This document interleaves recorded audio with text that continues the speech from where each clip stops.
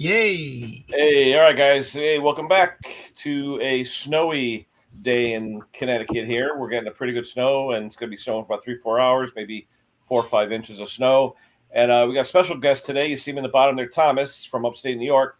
He emailed me. He's got a Generac GP, and correct me if I'm wrong in any of these details, Thomas. Yep. He's got a GP 5500 Generac, which, not that they're problematic, but I spoke with our resident expert, James Condon, about it. And I said that Thomas had this thing, it wouldn't start. He thought maybe the valves, so he brought it to a machine shop. They redid the valves, lapping and all that. And he's still getting between, say, 10 and 15 pounds of compression, PSI. Now, I had mentioned that to James Condon. We all know Mr. Generator, but actually Mr. Small Engine now. And James says, oh, no, there's a couple things it could be from his experience because he is Mr. Generator. So I did email James the link. Hopefully he'll be up and we can answer Thomas's question about it. And hopefully it's repairable and not too bad. And we'll go from there. But anyway, we got Hank, we got Wayne, we got Klaus, we got Thomas, whoever else wants to join. Let me go in the comments here, see who's here first, and then I'll put the link out. So right now we got John Perks is here. Hello, John. Klaus is saying hello. We've got Midwest Small Engine. Hello to you. Hank is saying hello. All right. I think that's all the comments right now. Okay. Let me throw the link out there. Put it on my Ken Small Engine Repair. Control V. Where'd you find me, Thomas? Watching James's videos. Okay. Yeah, see, I sort of am the moderator for a lot of they call me the stream queen because I like doing some of these lives and stuff. And, James is inundated. He's got so much going on. So we usually will do that with him and Gary Bernacki. James is, Mr. Generous Small Engine, where Gary, very good with the electronics and the explanations like that. We call it the nerd channel, Thomas. Pretty much, yeah. But we do have fun with it. We do have fun. Yeah. There's the Gary. Videos are so good. I spend more time watching videos than I do wrenching. It's like, SGS is Gary Bernacki's channel. That's his company where he does small engine repair, and his wife does dog grooming, dog sitting, things like that, all kinds of stuff with dogs. So yeah, and then here we go. Here's our favorite ex-police officer, Big John Clem. He's down in Mississippi. Maybe John will come up. Like I said, we have room for 10, and right now we only have the 5. And I'll see anyone when they click into the basement. And when I see you click in, if I don't know them, I'll ask them to wave or do something just to make sure it's not an Autobot, and then I'll have them come up and ask a question. So hopefully, James, let's see. Okay, James said he could join in a bit. So we'll talk first about what's going on small engine-wise. Anyway, we're in the midst of a snowstorm here, a little bit of a storm. It started this morning at about 5 in the morning. Then it stopped around 7, 8 o'clock. Now it's back again. They say it's going to snow till about 4 our time. Right now it's a little after 2. So we expect 4 to 5 inches. So it's actually pretty good. I just did a rubber impeller improvement yesterday on my sister-in-law's husband's snow thrower. He had an MTD/Troy built Storm. It has a 3 impeller blade on it, and he was getting pissed because it was clogging. It wasn't doing right. Well, on a lot of these MTDs, they have an air gap of about an inch between the impeller and the housing, the fan housing. Well, it's going to ice up and it's not going to work right. So we take a piece of rubber, we stick it up against the edge a little bit back because you don't want it to jam.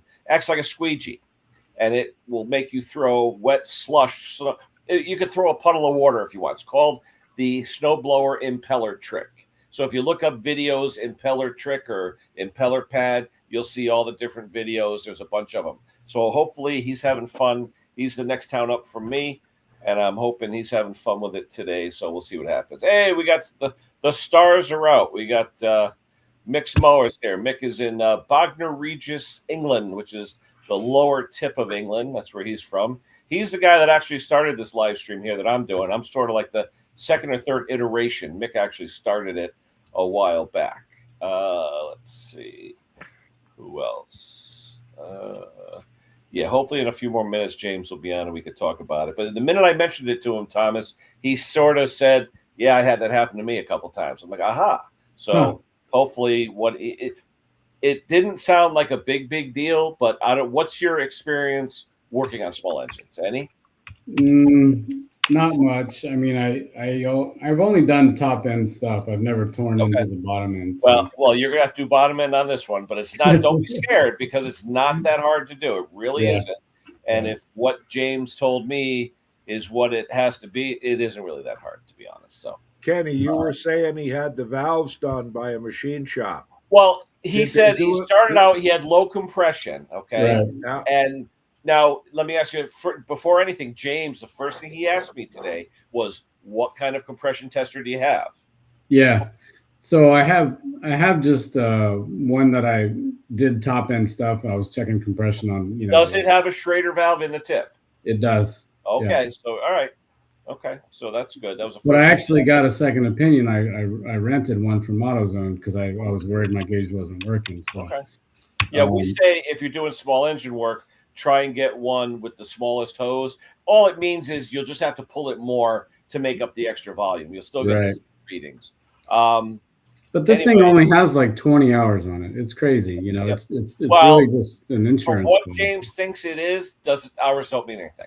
So Oh, yeah. really? Wow. Yep. It makes Well, sense. So hopefully we'll see him up here shortly.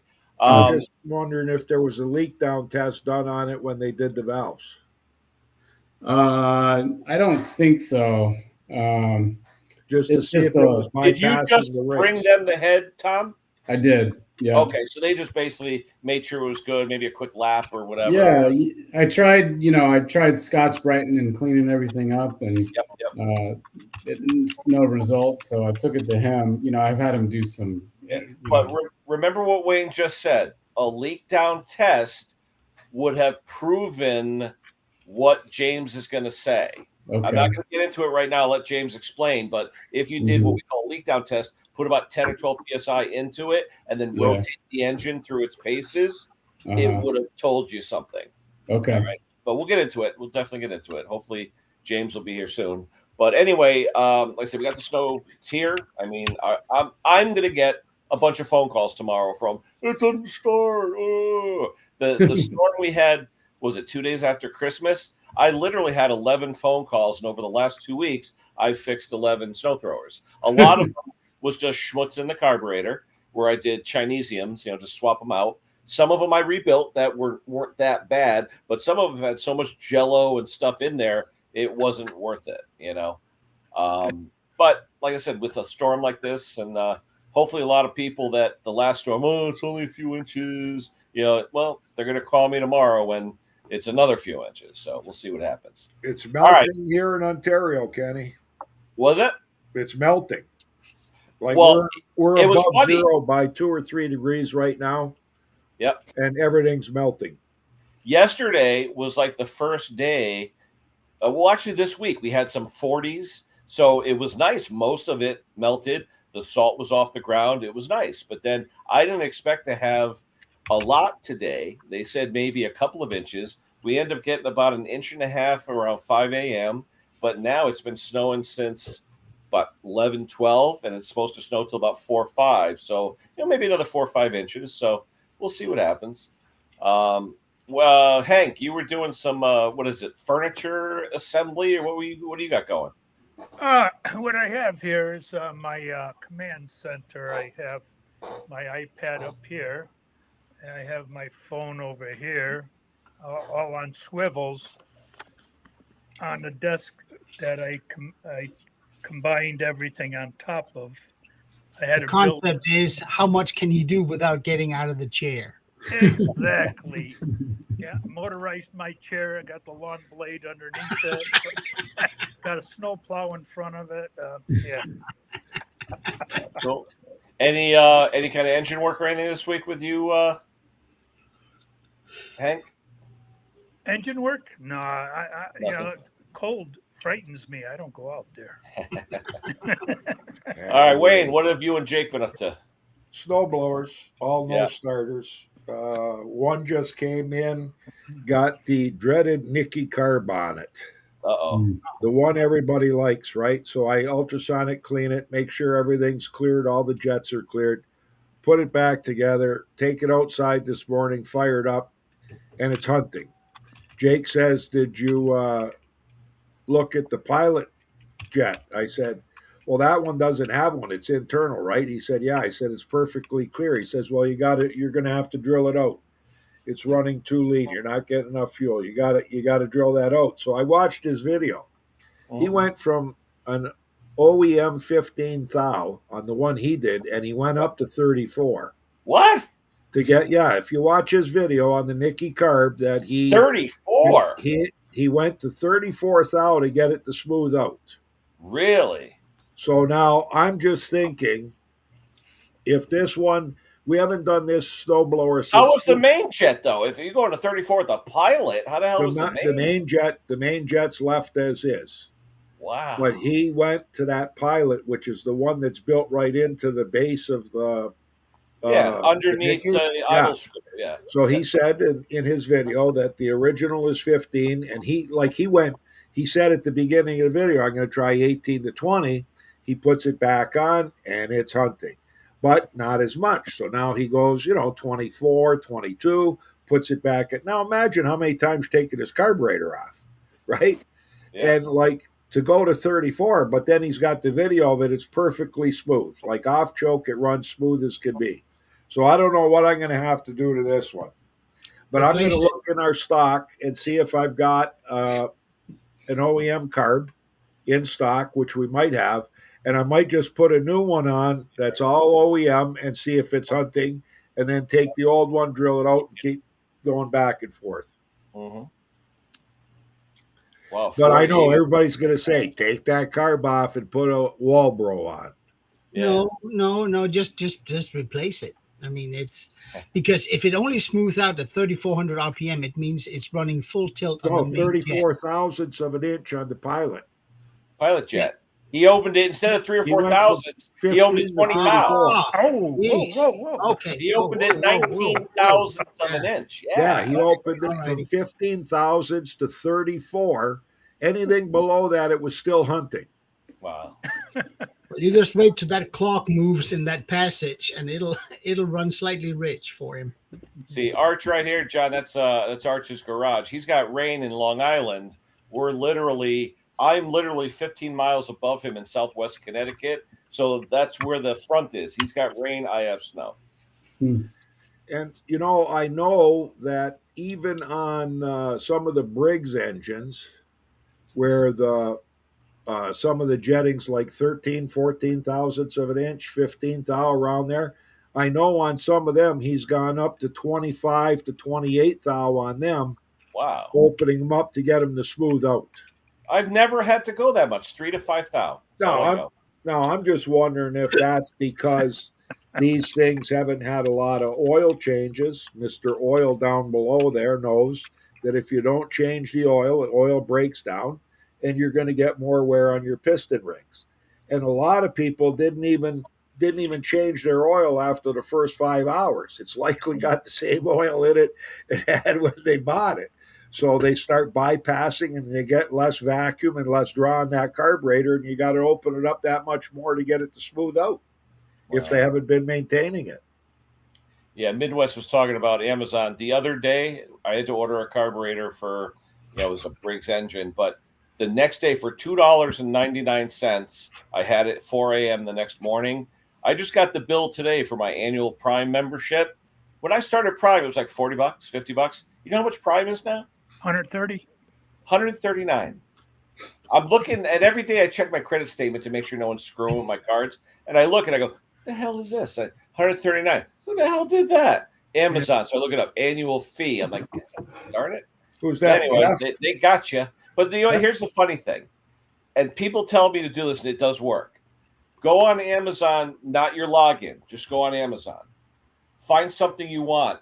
It's a price, $10, $12, whatever it is. Then log in. It'll lock in that price. Then, forget that. Go to your regular one where you're already logged into Amazon. Type in the same information, $3, $4 more. They're jacking up Prime members' prices because they know you're a Prime member to allow for the shipping. So you ain't getting nothing for free. All right. And I tried it the other day. I looked up a carburetor without logging in, $19.99, free shipping. Went to my regular login screen that was already there, $22.99. So just a word of advice, especially if it's a few dollars, check it out without your login, just on another computer or then go into your login and do it. See what the difference is. The only thing you're going to get is music and Prime TV. You know, I do watch the Prime TV movies, I do. I mean, I think it's a good deal, but just what, $10, $12 a month? Okay, whatever. Yeah. So well, Jake, when he buys anything off Amazon, normally he's got a list of companies that he's had success buying stuff off of. Yep. Like, because something's maybe $2 or $3 cheaper, he won't go there. If the other guy that he's normally been buying it off has always had a problem, no problems where we don't have to return anything, that's the guy he's going to if the customer wants aftermarket. Mm-hmm. Oh, look at Dave. Arch is saying 28. No, but we're not talking main jet, Arch. We're talking the pilot jet. The pilot, yeah. We're not talking little the main pilot jet. I've never had to go past 18, 19 thou. They're usually 12 or 13 thousands. Yeah, I don't think Jake's ever touched the main. Never. Yeah, I never had to. Always the pilots. Never touched the main. Right. Yeah. You touch the main and you're going to start flooding. Oh, yeah.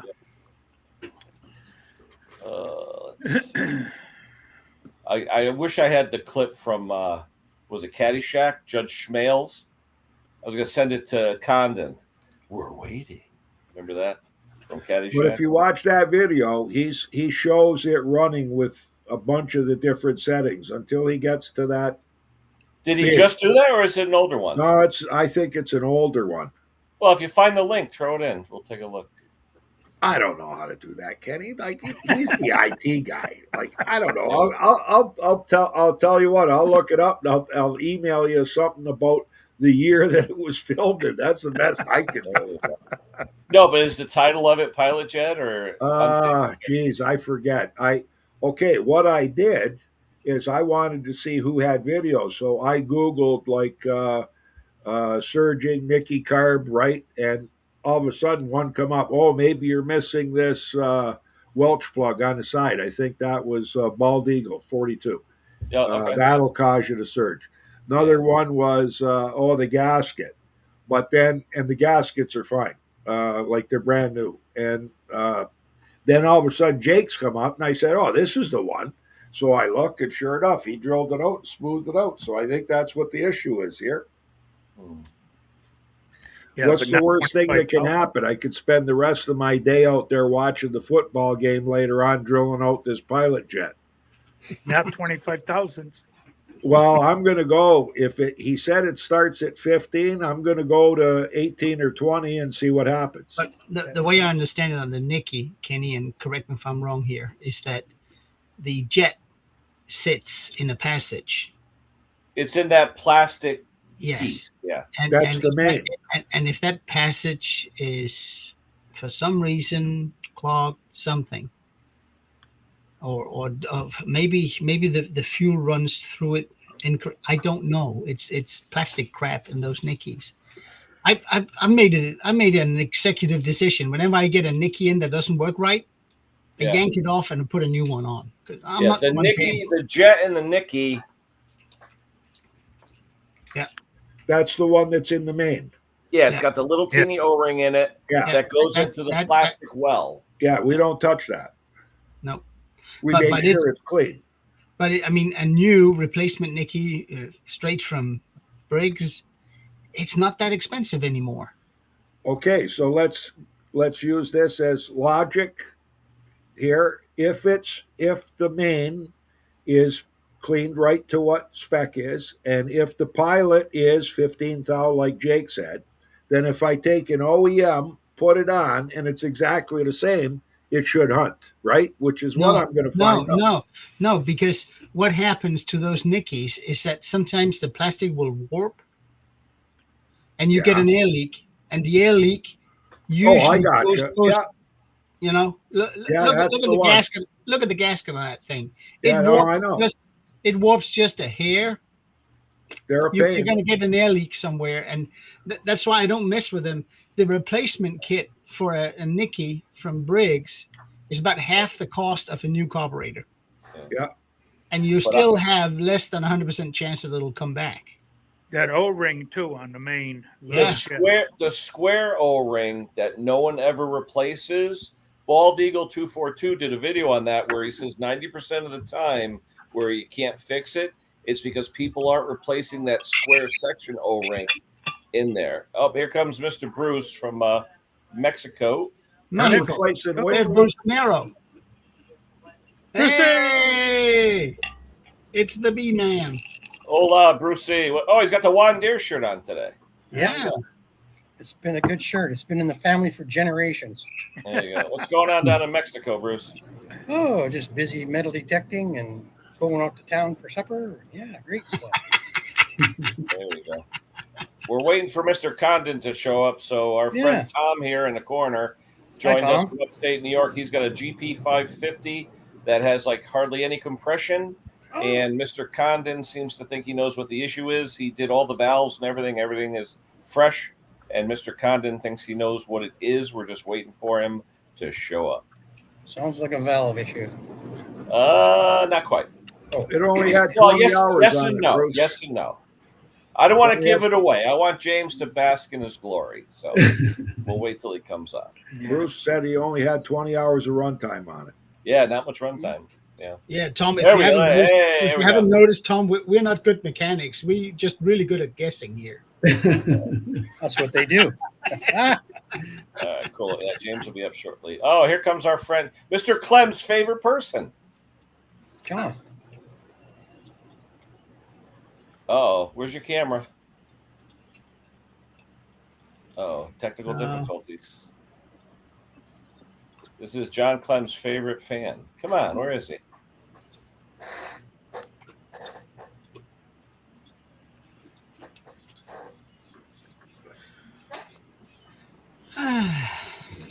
All right, let's see if he comes back.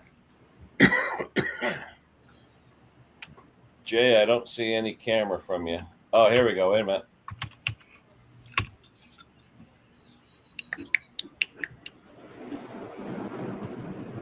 You're showing in the basement as having a camera, Jay, but you're not showing when I bring you up live.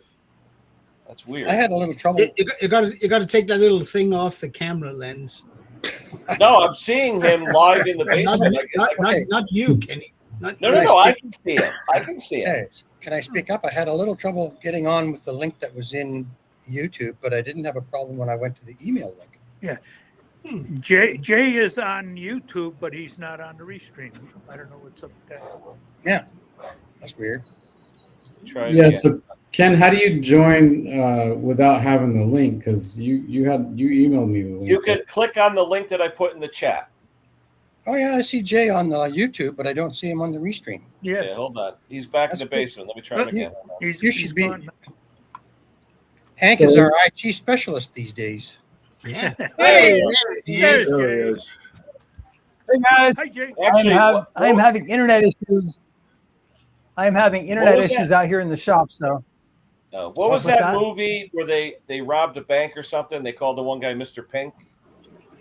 What was that movie? That's Jay now, Mr. Pink. Yeah, I got to do something about this. Inside joke, Tom.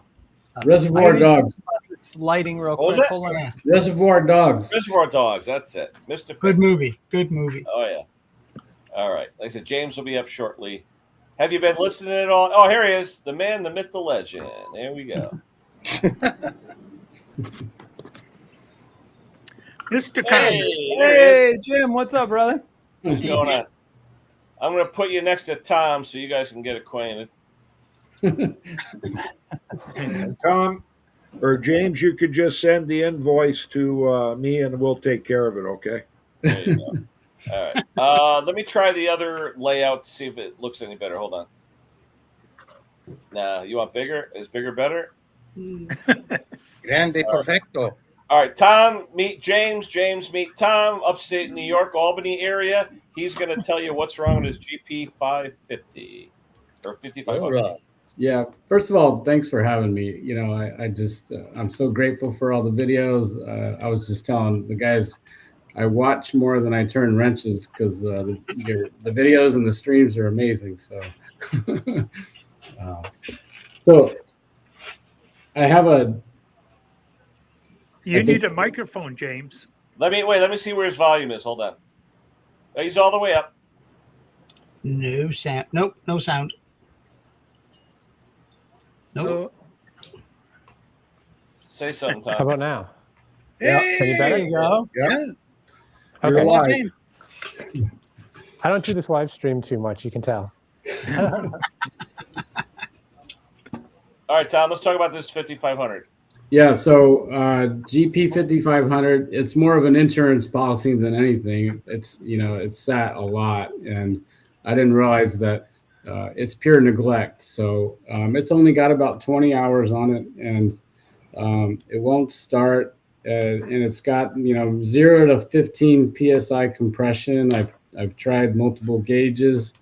When I pulled it apart, there, you know, the valves had some carbon buildup, so I Scotch-Brighted it, cleaned it up, set the lash, and then still no improvement. So I took the head and just brought it to a machine shop, just a local guy, and he lapped the valves, and so I you know, and then I put everything back together, reset the lash, and still no result. And I guess I'm just baffled because of the low hours. And what I did notice when I was cranking on it, you know, the oil that drags up had little bits of black flake in it. So, you know, I didn't see any evidence of metal or anything like that when I drained the oil. It was pretty dark black, but I had never changed the oil. So, but I was just surprised, you know, before I tear into the engine, just wanted to see, you know, what you thought. And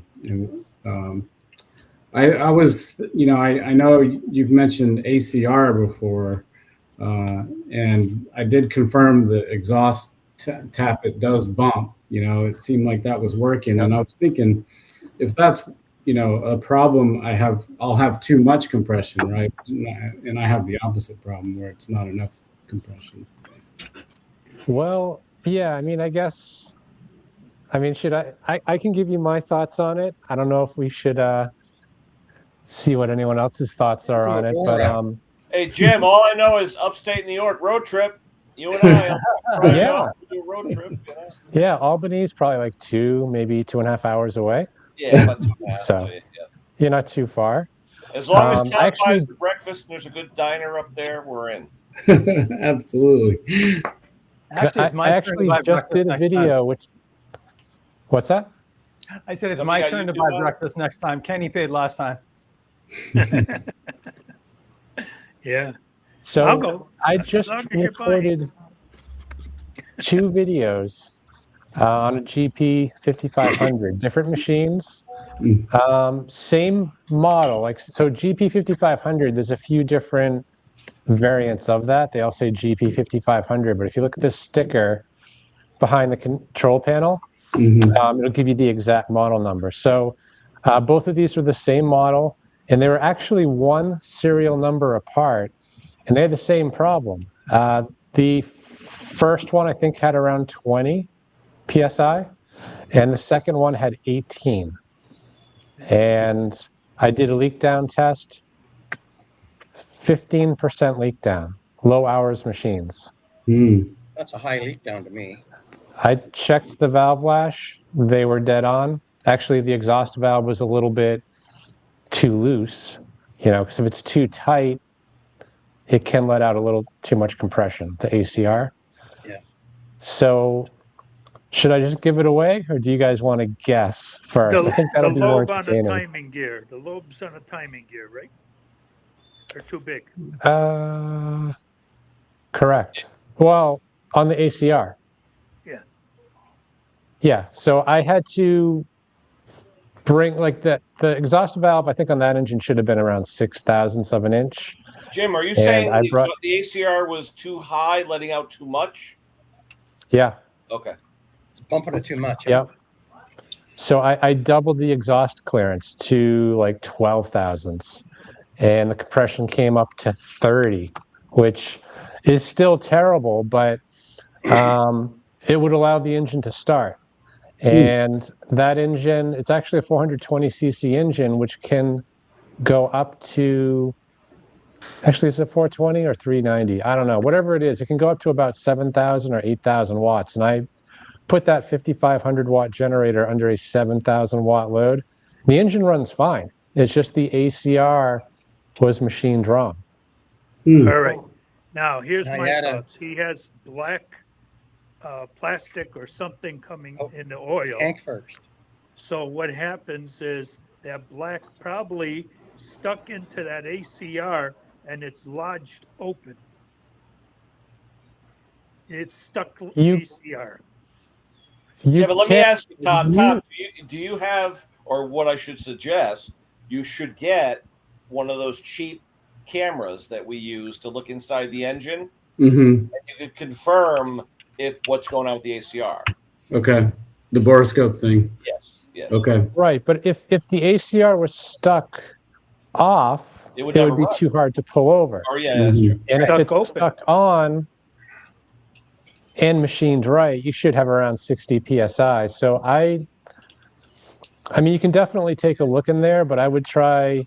Hey Tom, let me the exhaust valve way up and see if the compression comes up with that black stuff in the oil. Tom, is it possible, Tom, for you to go out there, increase the valve lash like James was saying, and maybe come back and let us know what's going on? For sure. Why don't we try that? Would you say to go to what the model number is? Oh, okay. We can get that too. I'm curious to see if it's the same because I have actually I moved it over there, but they're the same model. Where does he have to look for that, James? What's that? Where does he look? Oh, it's behind the panel. Yeah. So if you look at the front of the machine, it's behind the panel. I think on the left side, if you're looking at it. You have to remove the panel white sticker. Okay. Can I just leave and I'll be back in like 10 minutes? Yeah, that's fine. I got room for 10, so we're good. So it won't start at all, eh? Nope. Right. No. Well, let's see, James. Do you want him to get the model first, or do you want to try the lash? That's a great question. The model is really just for my curiosity to see if it's the exact same model that I had the trouble with on these two, because they were the same model. They were one serial number apart. I'm willing to bet they made thousands of these that had this bad ACR. So, it will start, like I started it with about 25 PSI. It took about 6 or 7 pulls, because there's just not a lot of compression to fire. But once it started, it ran great. So that's flash to Jim on the exhaust. Well, it should be 6 or 8,000s, depending upon where you look. I bumped it up to 12. I was afraid to go much more than that because the push rod will probably fall out. I don't know at what point that becomes a problem, but 12 is pushing it, I think. All right. Why don't you try that, Tom, and see how you Can I just jump in? Can I jump in for just a minute? Okay, Bruce. Yeah. I'm really crazy for doing stupid and dangerous things. But if you put a compression gauge on it and took the rewind off and just spun the engine with a drill to see if you can get to 150 PSI with a drill. Okay. It would have to be a good drill. Yeah. I use an old beater, but yeah. That's probably why it works. I've let the magic smoke out of my drills a few times doing that. Oh, for sure. Tom, let us know how you make out. We'll be here. All right. A broken jaw, right? So, James, what engine is on there? Is that a Briggs or is that a Generac own engine that's on there? No, it's the Generac Honda clone of a GX 390. Yeah. So it's either a 390 or a 420. And no recalls on that model? I didn't look. And if there isn't, there should be. If the two I have are any indication of what the rest are like. Generac and I'm wondering if Tommy's machine is still under warranty. No, it's 20 years old. No, he said 20 hours.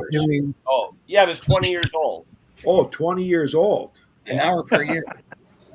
He hasn't run in 10 years. What is that plastic stuff in the Hey, hold on. Our friend Dick is here. I want to play that video for Dick that I've been waiting to play since before Christmas. So if you guys bear with me, remember the guy I met from Birmingham? I want to play that video for Dick, so bear with me, guys. I also want to know what that black stuff is, Hank. There's not much it can be, either the dipstick or the push rod guide. How about the oil pump? Well, how would? There's no oil pump. There's no oil pump on the bottom? No. It's a splash. Splash. All right, Dick, hopefully you're watching, Dick. I'm going to play this video. It's a guy who's from Birmingham. So hold on. Let me grab the video. I've been trying to get a hold of you, Dick. So hold on. Let me get that video. Really nice hat. You like that is a nice hat. It came via, where are you from, Klaus? Denmark. Yeah. All right, hold on. Let's see. I think, is this it?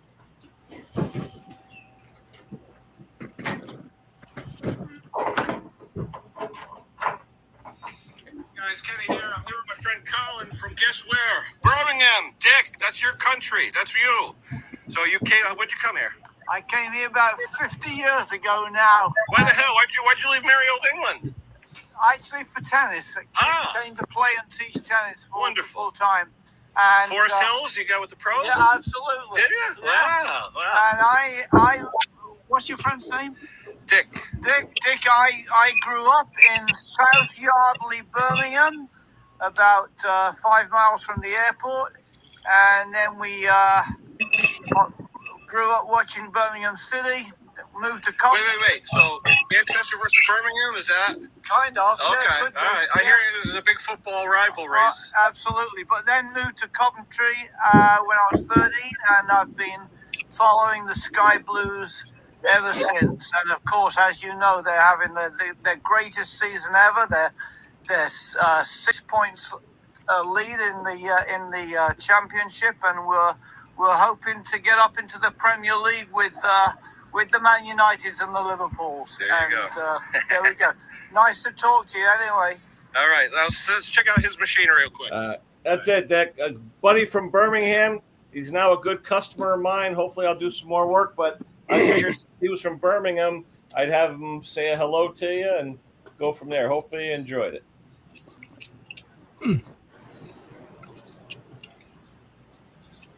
Anyhow. Now, see if it's. I didn't know it was that old of a generator.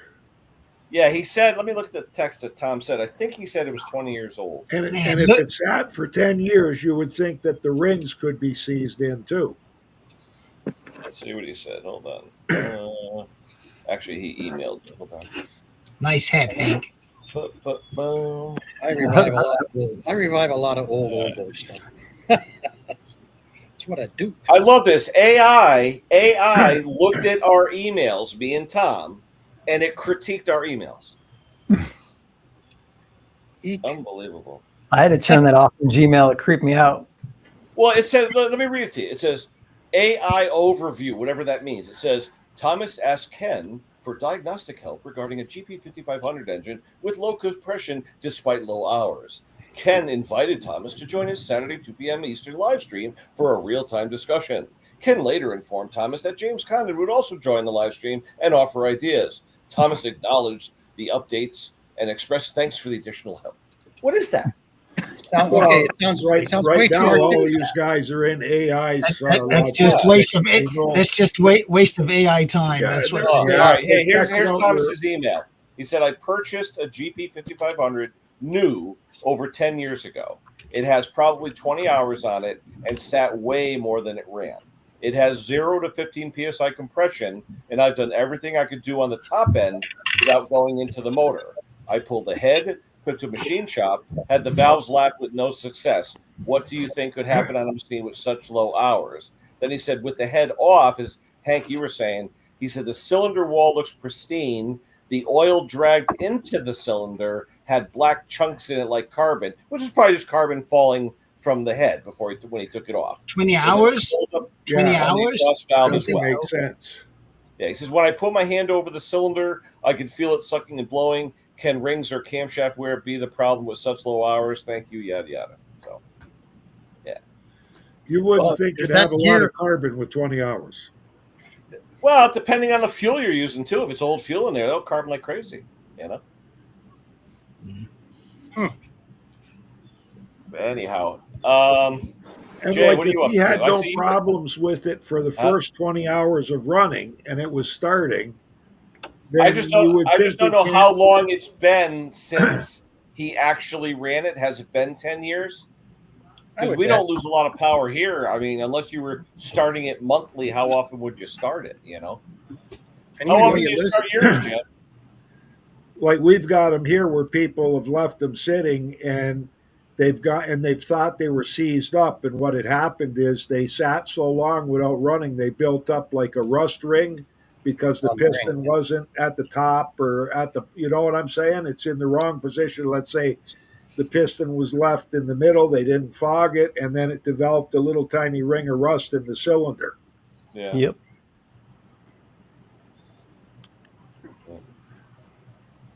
Anywho. Oh, James lost his. Yeah, Jimmy lost your audio again. Oh, did you? Yep. You got earbuds or something that's grabbing your audio, Jim? Oh, we lost him. whose dog? Not mine. I don't have a dog. Sure, please. Thank you. That's the coffee truck, my wife. Nice. Uh-oh. Hey, Tom, hold on. James is having technical difficulties, Tom. We're waiting for him to come back. All right. In the meantime, we got this guy. It's probably running.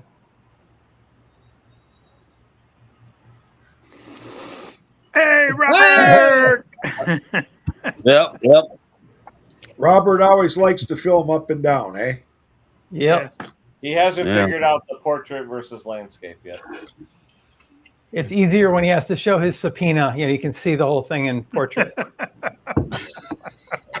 As soon as I see James, I'll bring him back up. You guys eat your young. So Jay, did you finally admit that it was you that for the Yeah, Captain Clem kind of browbeat me until I had fessed up to it. That's good. Now we need somebody else to send him something. Does it have to be pink? Yeah. Let's see what he says about that.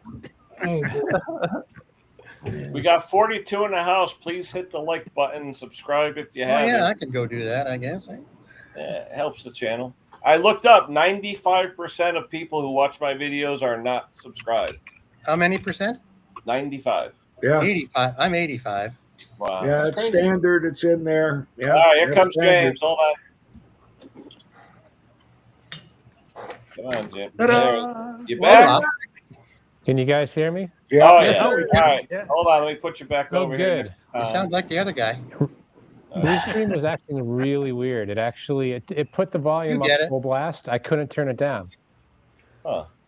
All right, Tom, we're out of suspense. You know, I What's had going that on? problem today too. Oh no, something else. So I set the valve lash to 10 thousandths, and the compression went to 30 psi. It did exactly what you predicted. Didn't start. Excellent. I do have the model numbers. Is that? What's the, Does James, it what's the- happen to be this? sorry. 0059393. Oh, you got so it's a 396. different model. Yeah. Yeah, the one I He's right had, on they the were both nose. 396. Huh. So what's the fix? So It's got to be the same problem. it's either swap out the camshaft, or I guess you could pull it out and file down the ACR to, a few thousandths less, or Just have a good increase the valve lash. But Question though, Jim. Question. What I've done on other engines like that is I've gone in there with a punch and tapped that cam a little bit. Tapped it a little bit. How is that? Do you have a cam right there in your shop, Jim, to show us the design of? I don't actually. Do you actually have? I don't think so. I think I put them all in the storage locker. Okay. But the issue is, Ken, though, is that the ACR is all the way up. It's not stuck down. It's the spring No. pulled it up. What I'm saying is, sometimes on a Kohler, which is different than that one, the Kohler ACR is a piece of metal that's bent. So if you go in there, you could actually tap it in the rest position a little bit further down so that it's effectively not as high when it activates. I didn't know if that was accessible in that regard, or when you take it out, do you physically just have to grind it? Yeah, I would say file it, grind it. You could buy a new camshaft. The easiest thing to do is just increase the valve clearance. I mean, you can go all the way up to 9 without worrying too much. I think once you start going over 9, I don't know if it's going to wear something out or if push rods are going to fall out. He's at 10 now. Yeah.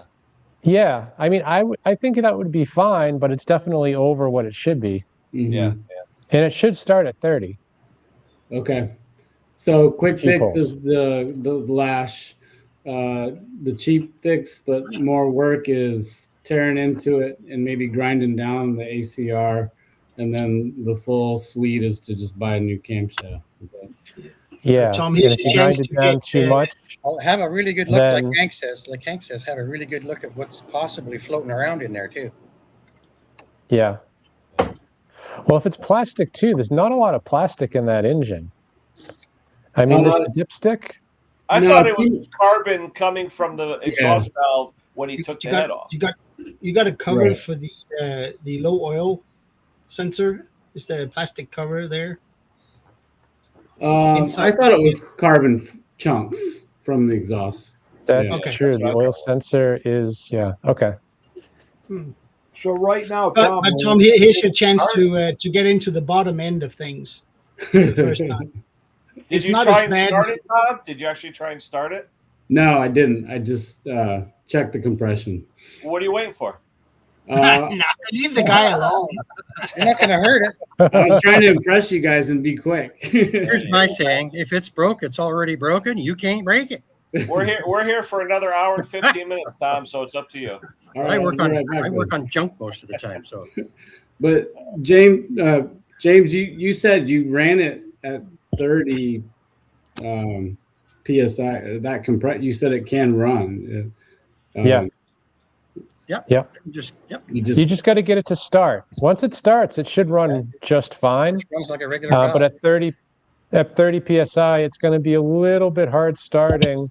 Yeah. But I've started them with ACRs with compression down to about 25, right, and that's what's Arch saying down pulls. there? What's Archie saying? Hey, James, hold up that model number that you had again, so I can write it down. And I know his was 3 digits lower than your last number. That's right. It was. Yep. I gotta find it again. Hold on. Mine was 00599393. I think his was 396. That's pretty close. Yeah, 00599396. They were in the factory floor together. Yep. 93. Okay, I got a Generac being installed by a guy, and he worked for him. He's right up there with Generac. I'm going to get him to check out those model numbers on Monday. He's installing the 22 kilowatt, and I'm going to get him to get a hold of Generac and see if those have ever been on a recall notice for loss of compression. I'll be back. Okay. That's interesting. There's recalls and stuff, huh? Well, yeah. See what happens when, like, we had a local dealer. I'm not going to say what they sell, but people that buy stuff brand new, if they don't fill out the registration and the warranty stuff, they're not in the system. Mm-hmm. If there's ever a recall, they never get notified. So we've had a couple of riding mowers come in that there was a recall on the axle seals leaking from the transmission, and they wanted us to fix them. And then Jake just said, listen, there's a recall on that. Take it back to the dealer, and it's no charge. When they went to the dealer didn't even know there was, supposedly the dealer didn't know there was a recall, told him it was going to be a $400 job. Wow. And then that's when they said, well, you better check because I've got a reputable source from this company, which is bullshit, said that this is on a recall. And then they went online, they checked it, and they said, "Oh, we're sorry. Yes, there is a recall. We didn't know about it." And they did it at no charge for it. I'm surprised the dealer didn't know about the recall. You guys don't get emails or mails on recalls anyway? I got to tell you, I'm not too sure they want to know. If people pay for a repair, why would you tell them it's under a recall? Yeah. You know, and that's it appears to me that, like, this is not the only dealer I've heard this from. There are other dealers with different types of equipment that we've run into the same thing, that they're saying they're giving somebody a price to do it, then they call us, and then Jake's meticulous with researching stuff, and he finds that there's recalls on these things. Don't you get paid it's like less we just had a too guy for a recall? We just had a guy bring us one of those small snow blowers, and he had the plastic rims on them from MTD that were recalled.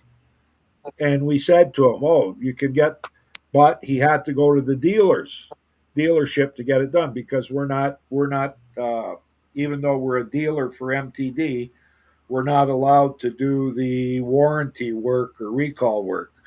So we sent him to the dealer, and sure enough, they got him the new tires, and all he had to do was take the plastic rimmed ones back to the dealership so they could see that he had them. The reason why I said Generac is a little cheesy or chintzy on their recalls is with the XG6500, people kept losing fingers in the handle mechanism that would break, and they finally issued a recall. The recall consisted of shipping people little plastic spacers. That was the extent of their recall. Really? Yeah.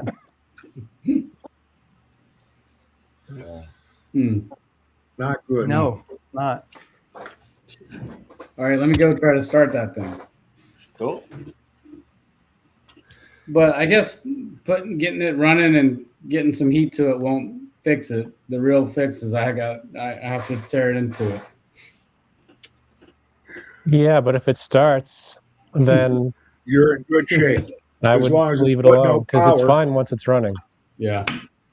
But it's not good to not run a generator, because you could lose your power also. Tell them that about that. Wait a minute. Wait. Well, how about what Arch said? Is Arch full of shit? What's the deal? Well, that's a misconception. On the GP series generators, you will never lose the residual magnetism. No. But built-in on magnet? older machines do rely on residual magnetism, and that could happen. But on Honda clones, they all have permanent magnets, so you can't lose magnetism. So, anything I'd say made that has a Honda clone on it, chances are flashing the field isn't gonna fix it. Yeah, they started putting those magnets in them, so now you don't have to flash them. Yeah, I got one over here. I'll show you. Gotta grab it. Actually, do I have it? Yes, I do. So you really should run it once a month then. You should. Well, yeah. I mean, I think for the engine it would be good. Yeah. But you see right there? Mm-hmm. Yep. That's a magnet. Yeah. And it's on both sides. Right. Beauty. So if I had something metal, which I don't know if this is metal. Robert's power mate? But that's needed, I think, for the AVR. Residual magnetism can't start the AVR by itself. And then, I'll bring this one over, but this is this one even has magnets. This is a brushless one, which actually looks like it has a little magnet right there as well. Yeah. Most brushless don't.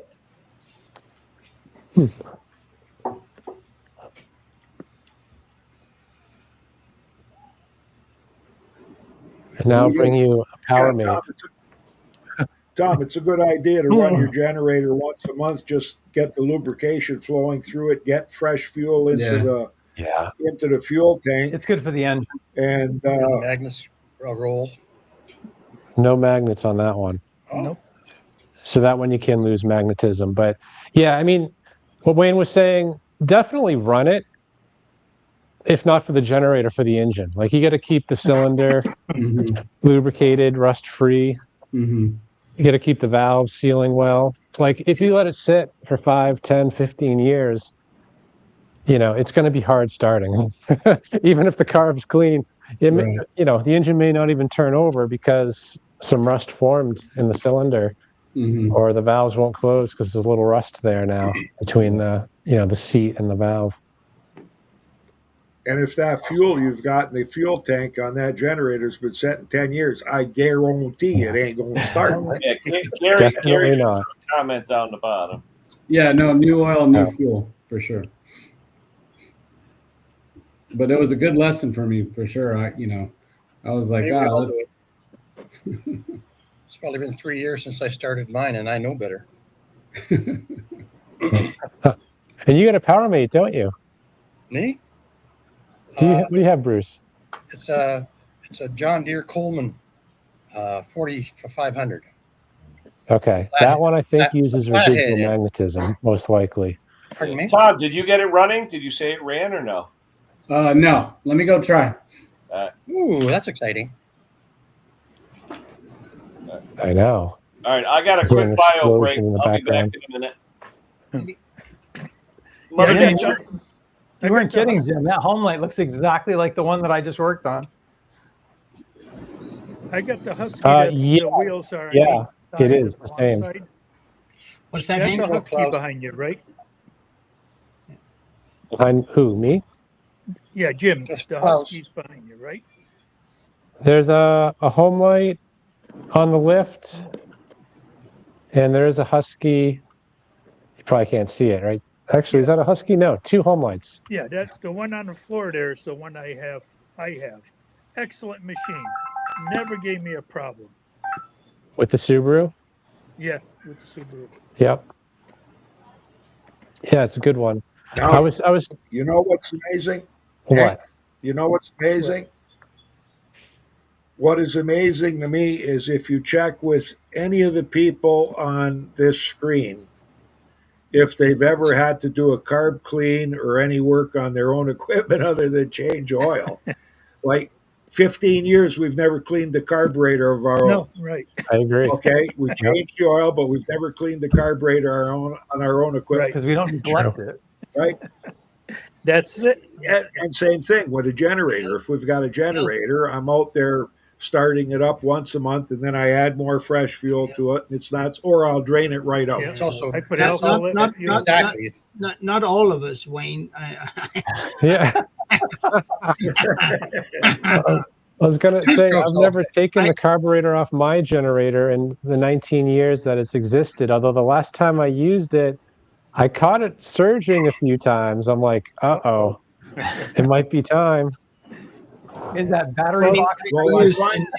Part of a service here with me with an engine, I will take the bowl off every time and clean it.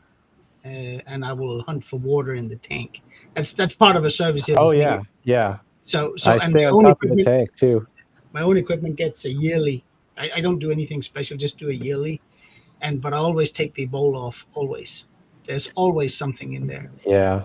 I run them dry, take drain. the bowl off, spray WD-40 all in there, close it back up, then I throw half a thing of alkylate fuel in there, run it for a little bit, and that's it. Put it away. Perfect. Yep. I mean, I used to store particularly my Honda mower. Thank you for interrupting. That's fine. I usually store my mower with regular gas in it. I service in the fall, and I store it with regular gas in it. I don't have an issue. But when I service it 12 months later, there's always something in the bowl at the bottom, always. We don't have that kind of humidity problem. Well, maybe that's it. I don't know. It's usually stored indoors when it's not in use, usually. Yeah. But I do run the Briggs Fuel Fit additive in all my shop gas, which is the gas I use for. I don't know if that makes a heck of a difference, but the water I think is there is condensation from the tank. I don't have phase separation in it because it looks different. So the water I have is from the tank condensation. And I did clean a carb, and that was on the Generac power washer, and that was only to see if there was anything in the bowl. There was nothing but the bowl lining. It had a light coating of shellac on it, but there was nothing in the bottom. So you know what? Since I did have it apart, I did put it through the ultrasonic and put it back on. Yeah, of course. But that was just to see if, after 8 years of not doing anything, did we have any jellification in that bowl? And there was none. I think most of the time, we discussed it many times before, is that the people that gets real issues with this are the ones that will put the gas in they've had in their can for most of the season. Then Which is they'll already 2 years and old. then they'll store it. Then you will find that's something fresh gas. next spring or next winter. Yeah, Klaus, you're right. It's that fresh gas that they say, oh, it's got fresh gas in it. You say, well, when did you buy that fresh gas? In spring. October. Yeah. And you say Random October of 2025 or 2024. And they say, and globally, there is no oil company that will guarantee the fuel's quality after 30 days after leaving the plant. no, I know. 30 days. So it's, I mean, people tell stories, but I always have fresh fuel here because I go through it. I use it on machines. So my fuel is never more than a month old. And if it is, it just goes in the car. I go pick up fresh stuff. And I'll tell you the number one fuel to buy, the freshest fuel you'll ever find any place, is if you got a Costco. Okay. Everybody's using it up. They sell so much. They sell so much fuel. Exactly. Like No, Costco. but see, the thing is that It's brand new fuel. yeah, but see, the thing is, when fuel is in underground tanks, it is stored at 8 degrees C, whatever that is in Fahrenheit. I don't know. It takes a heck of a long time for that fuel to go bad. Yeah, but I'm that's not what I'm getting at. I'm just saying the freshest fuel you're going to get is going to come from a Costco, and secondly, in Canada, would be a Canadian Tire. Fastest sellers, yeah. Big turn. They sell fuel like crazy. Then you get these independents, and like we had a lady that brought us a lawnmower 3 times, and we told her, don't buy gas at that gas station. As soon as she quit buying gas at that gas station, she never had water in her fuel anymore. And the thing is, we don't have it over here because for some reason, but I always buy what you would consider top tier fuel. Always. I never buy from a mom and pop place ever. And it's got something to do with how they treat the tanks, how often they're inspected and water is removed. Standard. So I buy mine from Shell or we got something called Circle K over here. That's Couchard. That's the same that owns Canadian Tire, I think, or something like that. Canadian Tire. Something. It's the same. There's a lot of turnover, and they have good specs for inspecting their tanks. The local mom and pop, I never go to it. I don't know what I'm getting. I don't think in Canada we've got the top tier. I know what's big in the States. It's identified as top tier fuel. I don't think we've got anything that labels top tier in Canada. No, we don't have it either. But if you go to one of the major oil companies, Chevron, Texaco, Shell, whatever, Conoco, something, you always get at least some sort of guarantee for good fuel. But we have seen issues over here where fuel has been too old. We change. You probably do as well. Over the season, the fuel quality changes 4 times, where they change the vapor point for the fuel. And if you have like a specialty fuel, like a high octane fuel at a mom and pop station that doesn't turn over very fast, it can sit there all through summer, and it still evaporates way too much, and you get less than good fuel. But how many refineries? How many refineries are there? Top tier ones and low tier ones? No. It all comes from the same place. It's just the additives that are different. It's the additive that's the difference, and it's in how meticulous they are in adding the bio component. I've been to my depot where the trucks fill up. They all fill up at the same depot, but all the additives are dispensed at the depot. Right. So all the fuel's the same except for the additives. The base. Yeah, and also how All right, How long does it sit around for? That's the difference. Like the mom and pop, are their tanks leaky? Has it been sitting there for 2 months, while they're trying to empty and sell the fuel? Yep. Yeah, so Yeah, they got it on and sale. did they get any additives at all? Probably not. No, well, I think both the EPA and our version over here, they have a minimum standard, but minimum standard for additivation does not cover top tier. So top tier has more additives in it than and also there are, depending on where you get your fuel, some are more meticulous in adding the bio component, and it's done when the tanker truck loads at the gantry. Klaus, I'm going to give you a timeout for 2 seconds. Tom. What? Hold on. I'm going to give you a quick timeout. And the winner is... It worked. Nice. Very nice. I didn't want to turn it off. I was so tired of pulling on that thing. But I had to spray starter fluid in it. It backfired and then fired right up. But the carb picked it up after that, and it's running on the carburetor? I think so. Yeah. Okay. It's time to order a new gasket for the bottom half and get to work, Tom. Maybe new oil seal. Open it up. Then he's got to pull the rotor and the stator and... Yeah, I know. No, just a side cover, right? But you got to take off the generator without destroying it. Yeah. You got to separate the engine from the generator and then go to town. I think there's a guy named Condon who's done a few videos on those. It's very easy. Just use water to take it off. That way you don't damage anything. Hey, while we're on the subject, I have. I like that one. If anyone out there watching wants to do what Tom did, shoot me an email. If you want to ask a question live, we'll be glad to help you. If I can get some of the experts like James or Wayne or Hank or Klaus or Bruce or anybody, Jay, I'll do it. Today, it just so happened James had some free time. So, Tom, you lucked out and you got to meet the man, the myth, the legend, and get it solved. Yeah. Thank you so much. I've been beating my head against the wall it was a matter of pride at this point. Yeah. It's got nothing to do with money and machines now. It's you. You can tell your family now, look what I did. Yay! Right.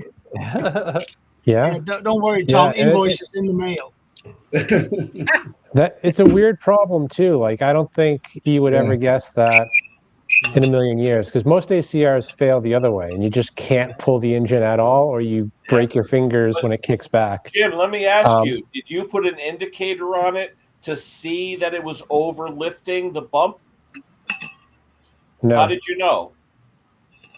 Because I have to increase the clearance excessively to minimize the bump.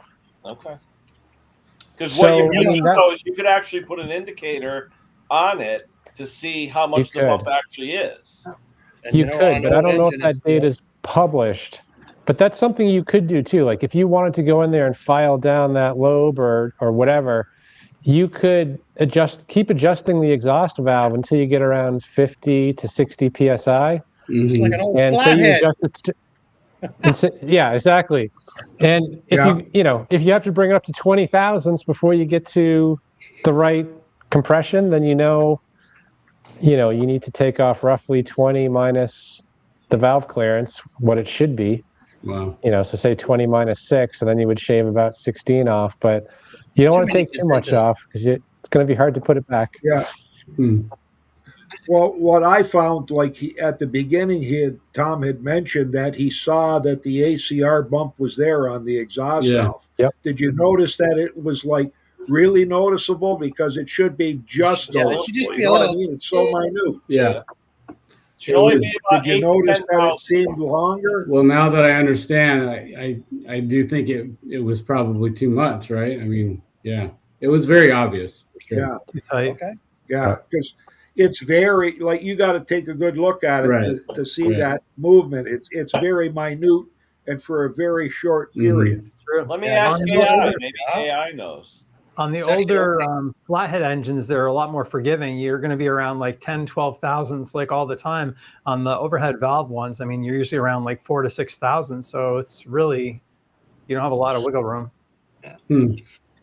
Tyler's got a question there. Some of them say you can go up to 8,000s, but I've never seen one saying more than that. I mean, it's 8,000s plus or minus. So technically, some say you can go up to 9, but that I've never seen an overhead valve engine saying 10. You know, like that's just excessive. But is it going to destroy the engine? Probably not. No, because I've had them but it's come in something.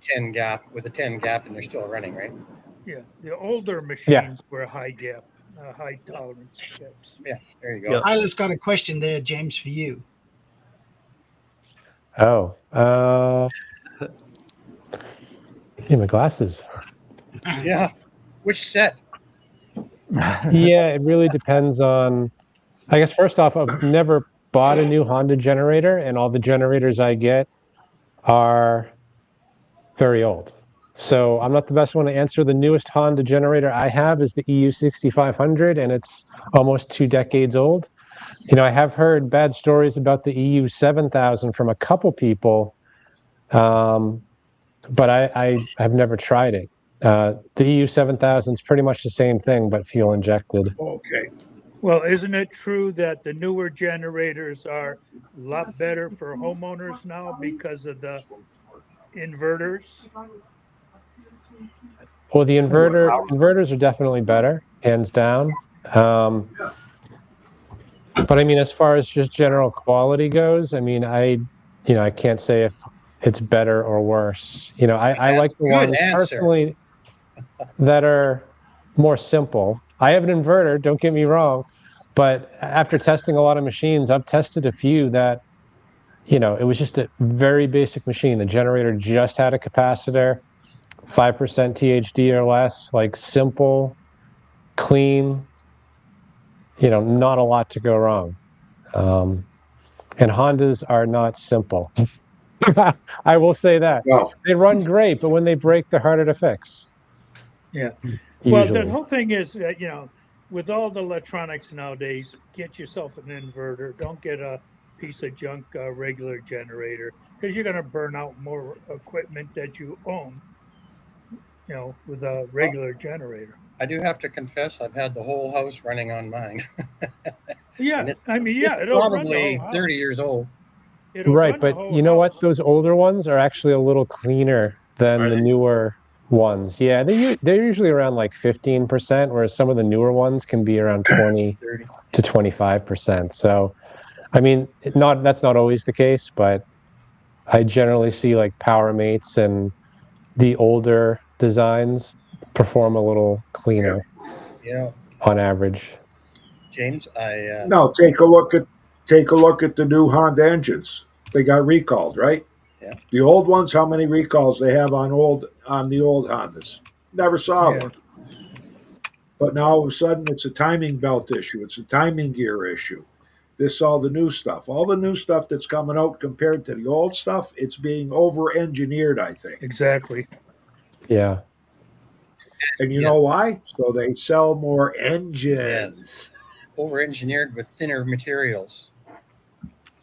Yeah, less life expectancy. Cover the warranty and fail after the warranty's over. It's heat. The problem is pick up a 12 horsepower engine from years ago and pick one up that was just built.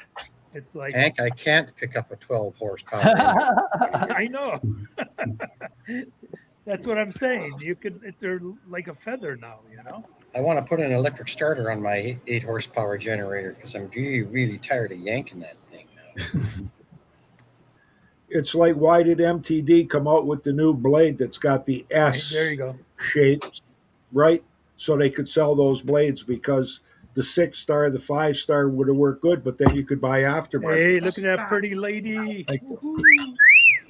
Yeah, you see, on a K series, the ACR is just a tab that you can bend without having to take the cam out. That's nice.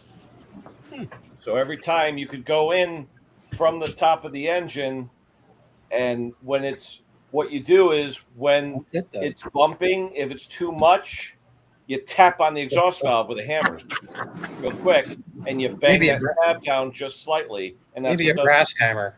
That's why I didn't know if you could have it while it's doing the bump. Mm-hmm. If you tap on it, like tap on the push rod with the rocker arm, would it move? I don't know the design of it. Is it one of those pins or what is it, Jim? No, it's almost like a piece of sheet metal almost. Yeah. You know, just because on the K series, you can pumping- just tap on the exhaust valve and it will bend it slightly. It'll rattle that little.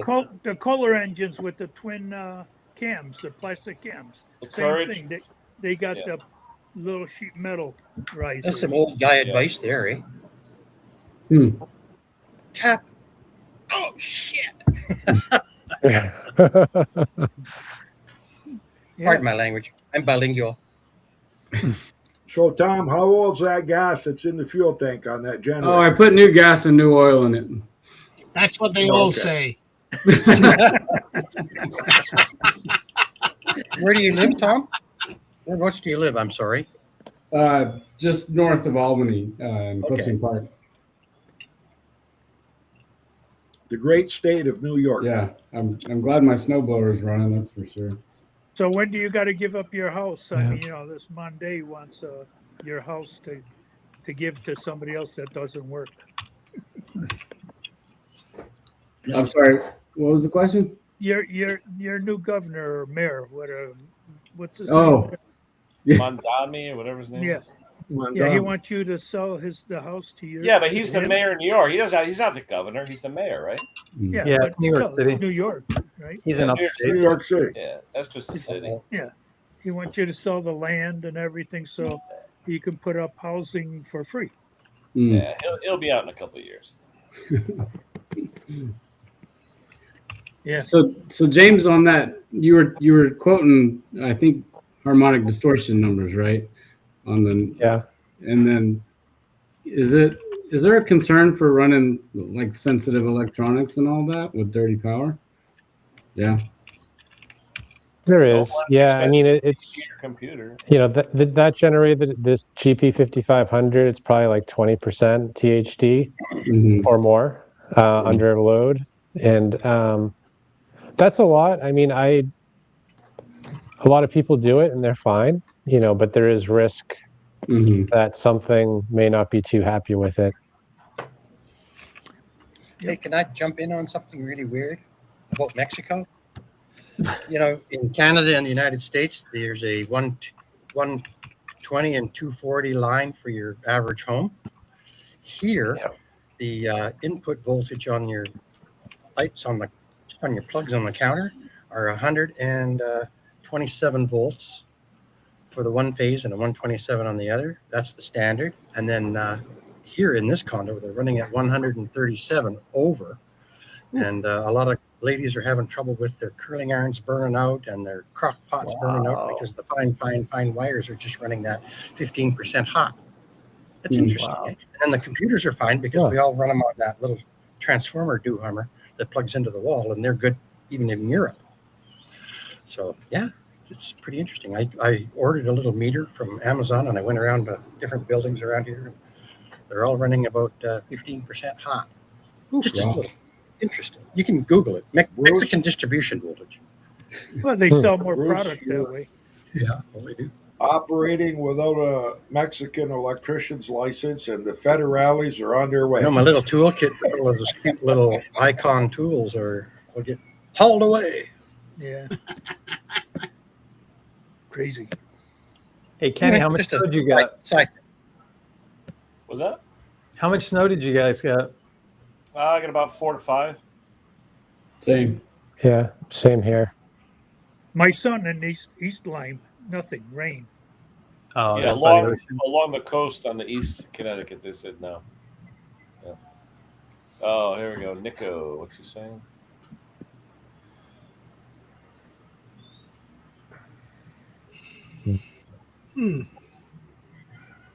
Oh God, an inverter welder. Wow.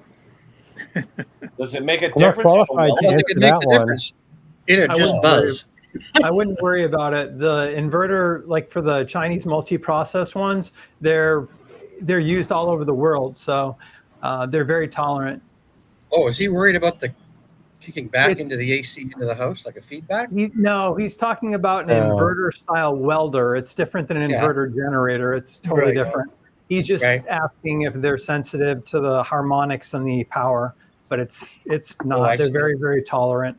They can take dirty power all day long. My welder does not like to run on my inverter. I don't know why. It should with the amperage predicted on the side of the generator, but it doesn't like it. It's probably pulling too much in the inverter probably just can't handle it, the startup. Well, you use only AC, right, Bruce? Well, my main machine is an AC machine, and then I got a little, what do you call it, wire machine for little stuff. Okay. I can't believe that. I've been pulling on this generator forever. And then James rolls up and he's like, change your exhaust clearance 2000s. And it fires right up. Well, you know, that's why you got to visit our stream every week, you know. And your neighbors think you're crazy. Your neighbors think you're crazy because you're in the backyard and you're going like, yes, yes, yes. And they have no idea what you're doing. There isn't another stream that does what we do. No, we talk about everything. Even small. We talk about food, politics, and everything. Yeah. James, do you want to explain what an inverter is versus a regular generator to Dave here? Yeah, that's I will. Although first, I'm going to say there was a similar situation. Someone in town had a chainsaw that wasn't running, and he's a younger guy, just out of high school, and he's trying to learn how to do this stuff. So he's telling me, you know, he needs to place an order. Basically, he thinks he needs a top end for a chainsaw, and he asked if he could come over. He said the engine had, what was he saying? I think he said the engine was stuck. So he brought this thing over. It's a huge steel chainsaw. And the first thing I say is, I'm like, I don't fix two strokes. I don't have the tooling, but I'll tell you whatever I can tell from it. And like the second I tried pulling it, like the cord was all the way out already. So, you know, I'm trying to just pull it a little bit. And I could see that things were spinning. And I'm like, are you sure it's stuck? Like, it just seems like the cord is stuck out. So within like 2 minutes, I just loosened the bolts on the starter recoil. The rope sucks back in. I tighten the bolts, like 3 pulls, starts right up. I'm like, fixed, go away. But I mean, that's the thing. Like, you have to. He didn't take it apart at all. And it's like, how do you know it's stuck? Did you turn the engine with your hand? You know. And anyway. So I got lucky on that one because I don't do a lot of two strokes. But so Ken, the question for generator versus inverter: generator is literally a magnet spinning around like a stator. You know, that's producing power directly from magnets and wires. An inverter can take any power, DC power, 3-phase power, whatever, and it'll create a perfect sine wave out of it.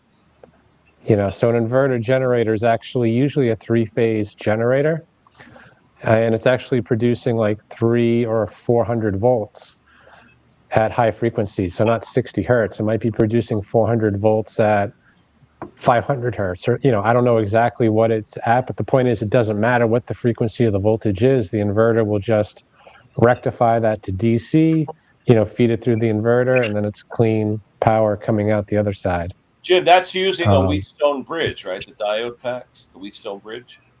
2 different things. I don't know. A Wheatstone bridge is a Wheatstone bridge is a resistive circuit. And yeah, but I thought the Wheatstone bridge is the full inverter for full sine wave. No, that's the 4 diodes point to point that goes through. 2 one way, 2 the other. Yeah. Anyway, in my training, an inverter does DC to AC, and a rectifier goes AC to DC. Correct. Yeah, I thought an inverter generator did DC to AC, AC to DC. It did it back twice. It does AC to DC, DC to AC. Oh, Tyler, you got to put your camera on, Tyler. A lot going on. Exactly. Hold on. Let me try it again, Tyler. Oh, there you go. Working? Can you hear me? Now. Yes, we could. Tyler. Hello, everybody. All right. This question this lady has down here on a GX85, which I believe is the GX85 a push mower, or what is that? Or is that rear engine rider? What's a GX85?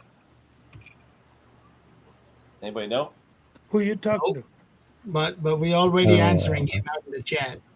Briggs and Stratton Flathead. Take the kill wire off the coil and see if you got spark. Exactly. Safety switches. 9 out of 10 times safety switches. Especially with John Deere. Yeah. John Deere. Must be Thanks for the help, James. Would that GX85 have What help? The little tiny spark setter, the little tiny black box, or the little tiny box that mounts to the block?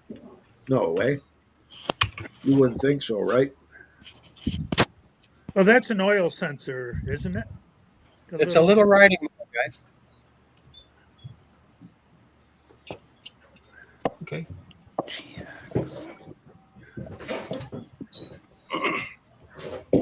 But if they get spark with that ignition, with the kill switch unplugged from the coil, it's either a safety switch, it bypasses all of that and tells you your coil's good. And if you're still not getting spark, then you need a new coil. Right. So unless your ground. Unless you're post, you're not getting a good ground. And the ignition switch, you want to check that too. No, but he's right on the coil, hey? So he's taking any external influence off of the coil. Yeah. I know, but if you get spark and you check your Yeah. I hate those. Yeah, there's no room. There's no room. Those. A guy tried to give us one. I said no thanks. I don't. They have that little peerless tranny underneath the seat. Yeah. Yeah. The peerless ones, yeah, they're a pain in the ass. And don't start it in gear. Last summer, I made the mistake of taking on a Toro wheel horse, one of those rear engines, and also an Aaron's Emperor or something, and they both were such a pain in the butt to work on. Mm-hmm. Yep. Yeah. I had them. I worked on them. I hate them. Yep. Yep. We have it's like the Troy built 30-inch. You can barely see it back there. It's one of those front-mounted mowers. I turn those away, Klaus. No. Those are sweet. Yeah, that's Husqvarna. Tyler, am I right with that? The way the spelling? I don't know. I couldn't use it, so I had to figure something else out. No, you got the double E, right? Double E. These they come in a smaller model. This is the basic model for homeowners. There's a smaller version. Those you want to shy away from because you actually have to put it on its side to work on it. That's how little room there is. And you can't get it running afterwards. It's crazy. Those are easy. These are easy. They're very easy well for made. you. Easy. No, for I you. mean they're logical. They're logical and they're easy to work on. There's space and room. Yeah, you got articulating. You got all the different belts doing different things. Yeah. Oh my God! It articulates. Yeah. There you go, Mike. Really nice mower. Really nice. Yeah, I tried to buy one here, but you told me to stay away from it, so I did. Yeah, because those were I would so have one beat for up. myself. I'd have one for myself. The only thing about these is that if they get to a state where they're completely worn out, you don't want them because they're too expensive to replace all the parts for. So like anything. Like anything. But they are really nice mowers. If you do a full left turn on it, it doesn't leave anything in the middle. Tight turn. It doesn't leave anything uncut in the middle. So you don't need a zero turn. No. I mean, if you got lots of trees in your yard or obstacle stuff, this thing it's great. And it comes. This is a 2-wheel drive. There's also an all-wheel drive version. That thing will climb up and down stuff. They're really nice. And how much are they? No, there's Tyler. Hold on, let me just double check real quick. Tyler, you put too easy, and I couldn't find you with one E. I had to get a hold of Kenny to give me your link to subscribe. And I don't know how to spell. No, there's another guy. Maybe fix that now. Guy's got the Tyler Show with one E on, and he kept on coming up. And I says, "Where the hell are you?" So I kept on going, couldn't find you. Then Kenny gave me a link, and I said double E. It's linked from the main channel, so their main channel has a link. What are you up to 10,000 now, or what? I don't know. I don't look at it. I'm not sure. That channel has just boomed, Tyler. Up to Tyler, 2.15 thousand. Tyler, Well, I offer gourmet cooking lessons at the same time as. Yeah, I saw that. Craft dinner. Yeah. Tyler, I don't know. moment there's $6,000 this model here. 6,000 US. Yeah. Tyler, if I fixed a chainsaw in the kitchen, I think I'd have to find a new place to live. Yeah, that's correct. Yeah. Maybe here. Any room down there? That'd be terrible. We got a spare room. That's nice. Yeah. But an Tyler, I Erica's just watched your video last night of the one, that marketplace, the basket case that you and Erica were working on. How many times did you stop and ask yourself, am I going to continue on with this thing? Because I would have given up on that thing so many times. You know what? Stay tuned. You haven't seen the end of that one. Oh, it goes on? Oh, man. Does it? I can't even say yet. I can't even Hey, say. it's content. It's content, buddy. You know what? Believe it or not, I fixed that saw with a carb kit, a fuel filter, and some silicone. And I went and cut oak logs with it, and it works. I can't give the details, but it works. Right. I did not put a piston in it, and I didn't put a ring in it, but man, does it work. I know everyone's scratching their head. Oh, frozen. It's cold in Canada.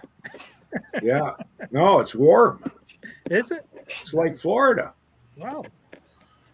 So James, I just watched the video where you put rope in the fed it in the spark plug hole to block it so you could torque the flywheel on. That was brilliant. I'd never seen that before. Just make sure you fold it in half. Fold it in half before you insert. Yeah, you don't want to get any into one of the ports. No. That's more for I two-stroke. never folded in half. No, that's for What a good idea. Yeah, on a four-stroke, it doesn't matter, but on a two-stroke, Right. Two-stroke, you could get it caught pretty easily. Yeah. Four-stroke too, I try to do it in such a way that the valves are closed, although I don't think you're going to bend a valve, but why risk it? You never use a piston stop, Jim? Not on a large engine, usually on the smaller, like two-strokes. I wasn't sure on something that big You at have 100 foot-pounds if it would puncture a hole be a good in the top idea. of the piston, depending on the piston. What? On using a use stop? it. I use it, but then I don't use an impact. Can't hear you. Okay. Can't hear who? I can't hear anybody now. Who? Oh. Hello. Well, you just answered me. 1, 2, 3. What'd I you do, lost Ken? connection for a I sec. don't hear anybody. Yeah. Log you- back off. Log back off, Hank. So why do you put zinc in the oil? You did that as a precaution. Well, I've done that before, but yeah, I guess that's a good topic for debate. So That's a big flat one. taffet cam, if you watch any of the car channels, they'll put the zinc in to help from wearing out the camshaft. The thing is, the springs on these engines aren't as strong as the springs on a car. So is it really necessary? Because I guarantee you no one does it. I'm going to add something. You can add too much zinc also, but we're not You going to can. get into Vitamin B. Well, the wrong kind of zinc. And then you get the opposite effect if you do. Yeah. Well, But I will say, if you ask Briggs and Stratton, they say no additives in the oil. Period. Honda doesn't say anything other than use our OEM stuff. But Briggs says They all say that. no additives. And I would also be very careful about putting anything in there because operating temperature is very different from a car, and all these It is. products are made for cars. It is, yeah. Higher temperature I think I've only added zinc once or twice, and then I thought better of it. It's for the same reasons you just mentioned. It's the temperature. The springs aren't as strong. I've never seen a problem with a cam, or rarely. I mean, some Generac cams wear out, but I think it's just poor manufacturing versus lack of zinc. What's it actually doing though? It's like Zinc a sacrificial surface between two metal components. Okay. So that whenever the components are trying to touch each other and the sink is between, it sacrifices itself. It's a lubricant. Okay. Well, no, it's actually not. It's because whenever it happens, the sink degrades, disappears. So sink content will be reduced over time with use. But you use a modern automotive oil, full synthetic, you're not going to have these issues because the film strength is so strong in the new oils, you're not going to have an issue with wear. But it's also you don't need to worry about it on new cars because of the way the cams and the lifters and all that are designed. Yeah. It's really older, like really older cars or small engines that have flat top cams anymore. It was for really older cars back when oil was really old too. Yeah, it prevented metal-on-metal contact. That's all. And there was lead in the fuel. Yeah. Well, yeah. But for the oil, it's and in small engines, I never put anything in the oil ever. No. I tried it once where I had a really bad oil burner, a Yamaha engine, and I put that Lucas stuff in that's supposed to stop it. It didn't care. It just kept burning oil. And you don't want to use that stuff in a small engine because the oil gets really thick. So you're actually compounding the issue because thick oil will create a higher operating temperature because the splash doesn't happen as much. So you definitely don't want to put that stuff in, and it doesn't help either. I mean, if you've got a broken oil ring, it'll use oil. End of story. Hold on. Yeah. So synthetic is good to use, once the engine's broken in, but I wouldn't do anything besides that. Yeah, I mean, and the funny thing is that Kohler are the only ones who actually says that. Briggs & Stratton says, no, you can use whatever you want from the get-go. Kohler says new engine or rebuilt engine, dyno oil to begin with, and then switch. Right. Here in the Northeast, I use 10W30 synthetic on 99% of things. If something is not broken in yet, then I'll do conventional. But I have two types. I use a 1030 part synthetic. It's a mobile Delvac diesel for diesels, but it's also approved for gasoline engines, so it's a good all-rounder. Anything like generators or anything that runs in cold, like winter equipment, anything that has long operating times, 5W30 full synthetic, good quality. Anything I had before 73, I run a little bit of zinc additive. Probably not a bad idea. You can. I mean, anything that makes people sleep better at night, but it's not 73 and that's when they had hardened valve seats and all that. Before that, they did. So. Yeah, but in 73, the oil you bought was the most horrible stuff ever. So straight out of the ground, baby. Hank, you can hear now? Yeah, I can hear. Oh, yeah. Yeah, you sound good, Wayne. Yeah, I finally got my homemade baffle put on my 50-inch mold pan. For you. Yep. Nice. When do you start cutting grass, Robert? April? Yeah. Now they talking about we might be getting 1 inch of snow starting at 3 a.m. I'm like, no. Georgia? Yeah. Wow. And I'm like, snow got to go. I ain't got time for that. Because around here, snow. Well, Want to buy a snow blower? Yeah. Yeah. 1 inch of snow? I got 3 of them. Yeah. I said they talking about 1 to 3 inches, but that remains to be seen. Yeah. The kids won't even be able to go to school if you get 3 inches. Well, that's a good question because last time we had a bad ice storm, there isn't a set of winter tires in all of Georgia. No, there isn't. I did a lot of work in Charlotte, and every time there was an ice storm, the whole city shut down. I don't know how to take care of it. Is Robert in Louisiana? When you're down there, you look at the other cars in the parking lot, and there's no treads on the summer tires. They're just let alone though. Yeah. Well, like I said, last time we had a bad ice storm, there were kids that had to stay at school, the ice and stuff. And then they finally said, "Oh, we got to put these Kwanzaa huts on I-75 to keep all this stuff to put down." It's like, whoa. Gosh, if Yeah. everybody just stayed home for a day, it would melt off. We used to look forward to snowstorms because they would put chains on the bus tires. We'd ride in the back, be like, we had fun. You guys had buses? Yeah. Wait, let me guess, Bruce. Uphill both ways. Yeah. Yep. 3 feet of snow. No, the snow was up to my waist, but I was only 3 feet tall. And you always had a headwind, always.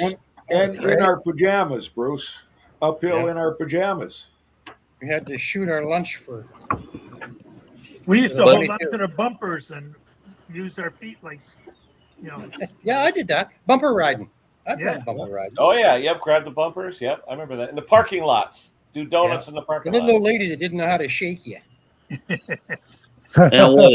And then people said, one time we had a snowstorm in Griffin, they talk about lower the tire pressure in your tires on your vehicle. Yeah, make a bigger footprint. That's actually a fallacy, though. You really want the smaller width so you get more pressure.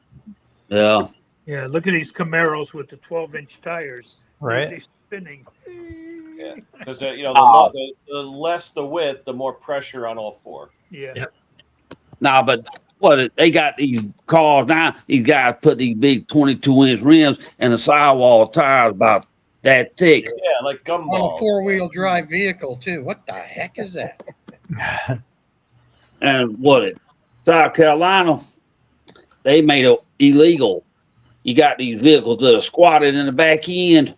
They said, Oh yeah, I've seen them where the ass end is almost dragging on. They call them tail draggers. Yeah. They do that with pickups in California now. They're actually dragging the bumpers. And they got those. Drive any place with speed bumps. Then they got those low riders that do all that hopping and stuff. I'm like, that's pretty cool. There you go. Chubby got it right. That's there was no such thing as a snow day ever. No. Put the chains on, and then we. I had a rough life. I lived across the street from a school. Chubby, we need a new video. Same here. Here's a question. Can't read it. They're I okay. haven't seen one of them yet. Well, I mean, you look back at the. I mean, I think that started with the STX years ago. They went from that real nice, they did yellow to black, where the black decks sucked. But now the newer ones, they went to all green because it's cheaper to make one color instead of two. Weren't the black decks supposed to be?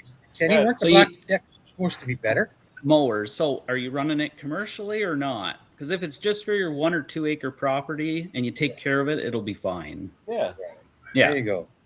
Anything. But I heard from a dealer I talked to one time, he said the only difference was it was cheaper for them to run one color in the factory instead of two all the time. Probably. People think it's made differently. I don't think so. Maybe. I've seen a couple. Powder coating flakes a lot. I don't like when it starts to flake because it'll flake in big chunks. I've never been a fan of powder coating because it does seem to flake exactly where you need it. It's all in the prep, Bruce. You got to prep. The Cub Cadets, the paint's coming off now. Yeah, It'll last a few years, so they never used to. But is it paint or is it powder coat, Tyler? Do you know? They may have used to, but I don't think they are now. Yeah. Skipping steps, cheaper to make. No, it's all about money. Yeah, that's exactly what it is. Stanley Black 48 cents a machine. So, I repainted my deck, after 2 years of the John Deere peeling away. Now that I repainted myself, I haven't had a problem of it, chipping away. So, and what is it about John Deere seats on a riding tractor, right? Yeah. You get and within a year and a half, they're all split out, and you go down. Oh, mine is deteriorating to nothing. The foam is all. So I went down to, you guys call it Harbor Freight. We have Princess Auto. I bought an aftermarket yellow seat with the bracket adapters the same. I bolted it on. That thing has been on there for 7 years, and it hasn't even made a. My Snapper rear engine rider has the original seat from 1999. Not even a scratch in it. That's back when PVC was legal. Now, what's the new John Deere mowers selling for now? Don't they have tariffs on them because everything's being made in Mexico? I'm not tariffed right now.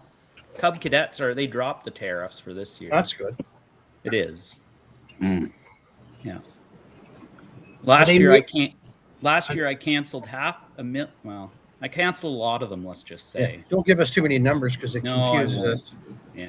Like 40 machines, 40 or 50 units, because they were all tariffed. And if they came to Canada with tariffs, and then you got to sell them higher. Well, or our government called the tariffs off, I'm stuck on the tariff price.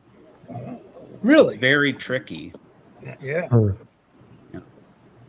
Yeah, was it?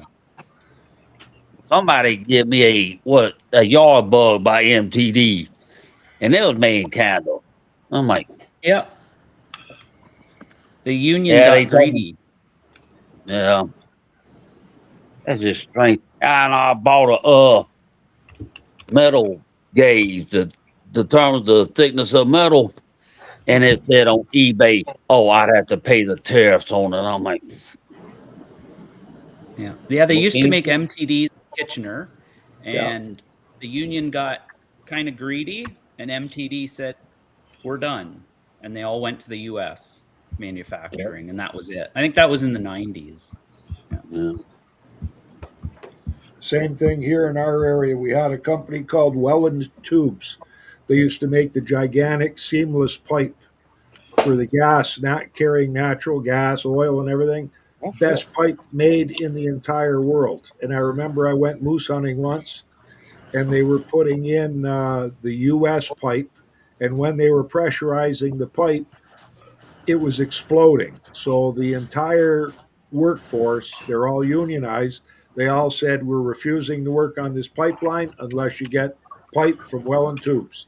And they had to rip out all the American pipe, ordered Welland Tubes. So here comes Welland Tubes. They're local. The union wanted a increase in pay.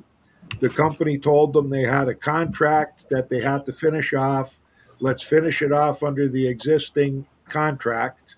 Otherwise, we got to shut down. Union said, nope, we want our contract. We want it. We want increases right now.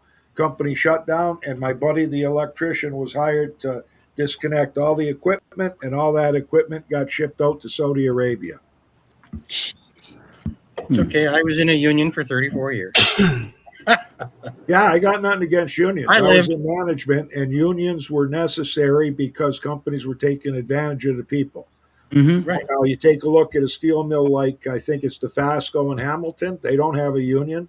They're well paid. They've got all the benefits. They've got all the perks that Stelco does. Stelco's got a union, and DeFasco doesn't. So, you don't need one if you take care of the people instead of the CEOs. Depends on the ethics of the company, whether it's good or bad. Yeah, like my daddy, he was a union electrician, the International Brotherhood of Electrical Workers. So wherever there was a job, that's where he went. So we nicknamed, I was in the IBEW, and we nicknamed it I've been eating wieners. I hit the like. Yeah, I said this. He went to New York City one time. Come back home, 6-8 places on his head, and one of his arms in the cast. He got mugged, and the only reason he got to the hospital was because of a taxi cab. And this was back in the early 70s. I'm like, but he had a union job up there, so he went up there, did it, boom, came back. Yeah. It's all good. Whatever you do, as long as you do it with respect and regard. Yep. I've seen him at a job one time. There was a school in Valdosta, Georgia. Me and my sister went to see him. He's out there doing all the wiring and stuff. I'm like, that man, you talk about a grip? Because, you had to pull the wire through the conduit. And like, God almighty, you had to put some grease on the end of that fish tape to get that wire through the conduit. Tell Bruce, what's the name of that grease? There's a special name for it. What is that? Bruce, what's the name of that liquid lube you use to pull wire through conduit? Well, there's all kinds. I think we called it Looby Lube. I don't know. It's only a special soap. name for it. Yeah, it's soap. No, it wasn't soap. Yeah. It was I think it was like Dawn dish soap from what I remember. Yeah. Well, I think we called it Yellow 77. Just a minute. Yeah, and to answer this guy's question, MTD right now owns Cub Cadet, Troy Built, Craftsman, Boland's, Yardman, Yard Machines, White Outdoor, and Remington. Yeah. So all those brands are MTD. Oh, yeah. And MTD is owned by Stanley Black & Decker. Yep. Penny Pinchers. They own everything. Mhm. Yeah, MTD Stanley Black & Decker. We've got a white outdoors riding mower we bought from a guy down the street. It's got its model number on it. When you check it up, that model does not exist. Jake You got to went right call. to MTD. Yeah, went right to You gotta MTD, call. and they gave him the manual to download to get the information for that specific mower. But whenever I see a part number for anything MTD, just add a 753 or the newer 953 in front of it. There you go. This had some kind of 4 letters before the number, DMRZ or something like that. Yeah, like a snow thrower is a 31A. Canadian model numbers can be a little weird too. Yeah, Yeah, it's great. Yeah. No, everything I look at is made by Klein these days, and you have to use a liquid that is not going to deteriorate the insulation after 20 years. Correct. Wayne, do you know about the Bay Service website? Do you ever use that? The Bay? Bay Service to No. look up craftsmen's. Jake's got it all on our computer here where I can Okay. go and get anything for any craftsman. I was just wondering if you had it. No, I would have never used sent it to you. Klein Tools. Klein Tools, best in the world. What is it? It's what do you call it? Voltage regulator. Yeah. Multimeter? Yeah. What that one cost, fancy. Why? The 72 of them you have weren't good enough? Holy. Hey, what's that Klein cost? $13. I wore out a Fluke, you guys, and it was 38 years old when it died. Wow. And I tried to get a hold of them, and they would not replace it. Those are good meters. Oh, They thanks, sure are, Tom. man. But you know what? I kept the leads for my new meter because the new ones were on the meter were kind of stiff like crap. Mm-hmm. The old leads. Yeah, they're getting cheaper and Tom, cheaper. Tom, I'm going to have to drop you. There's someone that wanted to get in there, so I want to see if you get any more. Yeah. But hey, I appreciate you coming in. I appreciate the call. Anybody out there like Tom, if you have a question, email me. Love to have you come up on stream. Any other questions you have, Tom? You're welcome back anytime. Have you got a YouTube channel, Tom? No, I'm Should just we join up? I'm just a weekend warrior, but I really appreciate you having me and solving my problems. So thanks so much. That was so Sounds fun. good. Glad we can help. That's great. Thank Nice you. meeting you, Tom. Thank you. We'll see you again. Thank you, Jen. All I'm right. so glad it started. See you All right. next week. Yeah, that's a success. Yeah.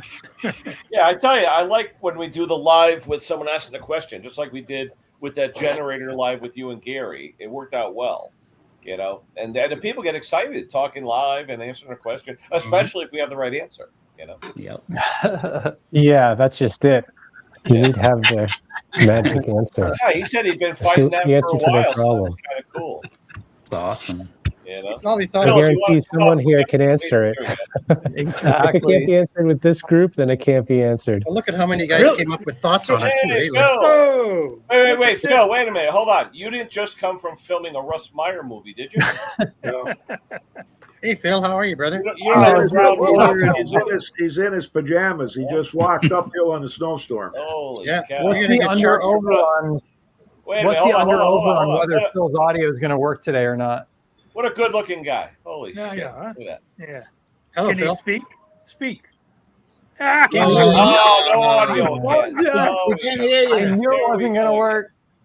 Just like last week. Here we go again Yep, with no and audio. the time before. Yeah, but Kenny, I used to It's look that good broken. at 45 too. My good friend of mine, he owns Nothing, a Phil. hydraulic shop by where I work, right? He said to me, because he forgot to get something for us, he goes, "Don't get old." He goes, "Avoid it at all costs." Yeah, right. That's a bad yeah, option. I've been trying to avoid it, but You know? it's still here. Well, you got to hit your settings, microphone. I don't know. Yeah. We'll keep you on because we love you, Phil. But other than that, hey, Well, it's good to see you, Phil. For all of you guys that worked on snowblowers, we've got a 12.5, 33-inch Craftsman, older snowblower, but looks like brand new. And it's got the single piece drive pulley and auger pulley on it. And the front of the auger pulley broke off. And it's not a two-piece pulley, it's one piece. Anybody seen that on anything that, because Jake went on and checked like 93. Wait, say it again. I missed the first part of that, Wayne. I'm Hey, sorry. it just put a single piece in its place? The pulley on the snowblower, it's a one-piece pulley. So you've got your drive on pulley. top of the engine pulley? Yeah, right. Okay. Coming out of the crankshaft, right? Yep. And the front part of the pulley broke away. Front part broke away, meaning because some of them do have separate pieces. Yeah. No, this is one piece. You could see where it actually broke away, where the bolt, and it's not, and it's like got a little tiny hub on it that the bolt tightens against. That is That is part of that. Was it cast and it broke? cracked? It broke away. Yeah. Yeah, but it was cast and cracked, or what? Not cast. It's like, I'm going to tell you what, the thickness of it, it's like body metal. That's how thin this pulley is. What model and what type of thrower? We can look it up. It's a 12.5, 33-inch. I don't know if I've got the information. Is it aluminum or is it steel pulley? Aluminum pulley or a steel pulley? The replacement pulley from Briggs, Jake just quoted the guy 65, 65, I think. Oh, is it a Briggs thrower? One of those gray ones? Yeah, it's because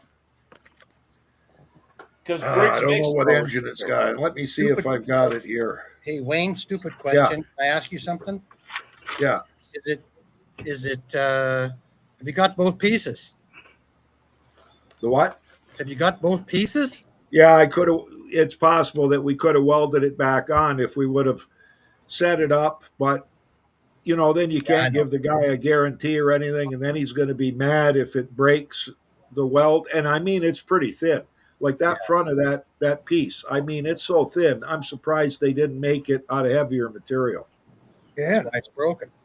Jake went online and checked some forum, and there were 92 comments about how many had broken. And then one guy did say the replacement part that you order now is thicker and heavier duty than the original. That's like your AVR. Yeah, that's right. It's a bad. But we're talking about a real old machine. Like this thing is, you know, it's likely 1980. Oh, it's a flathead then, eh? Well, like a Simplicity or something? Huh? Simplicity? No, it's a Craftsman. Craftsman. Well, if it's Craftsman, then it's AYP. It could be anything. No, it was 100 years old, Kenny. Yeah, but AYP was doing the Craftsman since the 80s.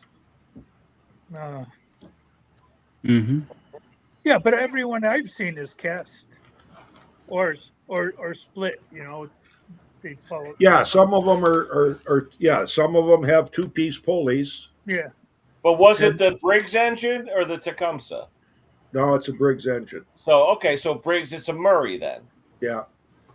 Yeah, and on those two-piece, Hank, I think we did have one of those a year or two ago where if I needed the front piece, you couldn't get it by itself. You had to buy the whole piece, the whole assembly, because one of those broke also. Yeah. $60 isn't that bad considering your dilemma. It's like a cover it's like the air filter housing on a lawnmower. If you need a cover, you can't buy the cover. You got to buy the whole assembly. Yeah. I know. I got a couple of them in a shed. I know. We'll get it across the border. Yeah. That's why whenever I've got a whole bin of air filter covers for lawnmowers, I keep every part. Phil, you got to answer your WhatsApp. Stella's calling you, trying to help you. Trying to help you out. Hey, Phil, or I'm going to change. Hold on, Wayne. I'm going to share screen. Hold on.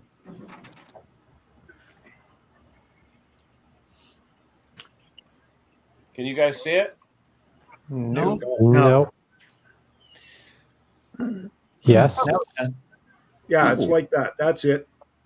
Except it's the third one in. Yeah, it looks like that. And oh, what a godly looking thing, eh? That little tiny hub where the bolt is off to the right. Yeah.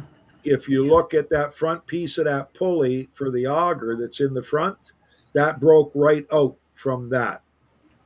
Now it almost looks like it was two-piece and it was brazed, and that piece was like, it almost looks like it's two-piece and there was brazing done in there and it just broke apart. Hold on, I'm gonna try and get a bigger picture. Hold on. Yeah, that happens. Say something, Phil. Oh, you're on the phone. Stella's trying to help him out. Okay. Yeah, I've replaced That is a few of wimpy them. looking thing. See, but that looks like it's cast. No, they're just that's welded in the center. Yeah. I've replaced that's stamped and welded. Yeah, I've replaced a few of those. They break. It's almost fusion weld, you know. I had a really crazy break. I saved it. I don't know where it is. Anyway. All this electronics, we can't find anything, eh? Yeah, did you write down the number?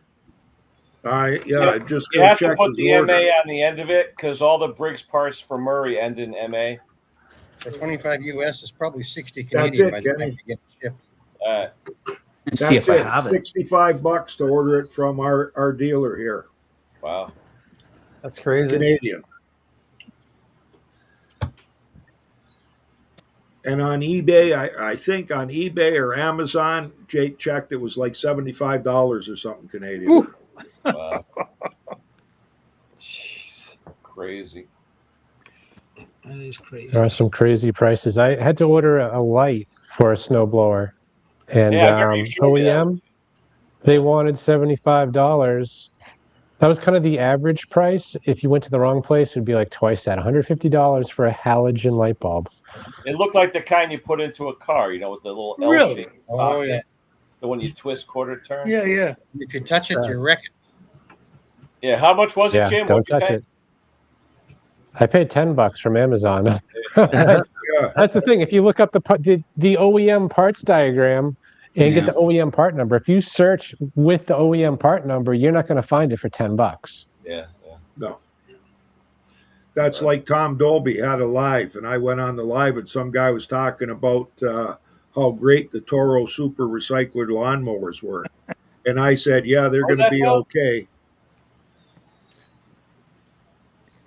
He loves Stella. He's talking to Stella on the phone. Yeah.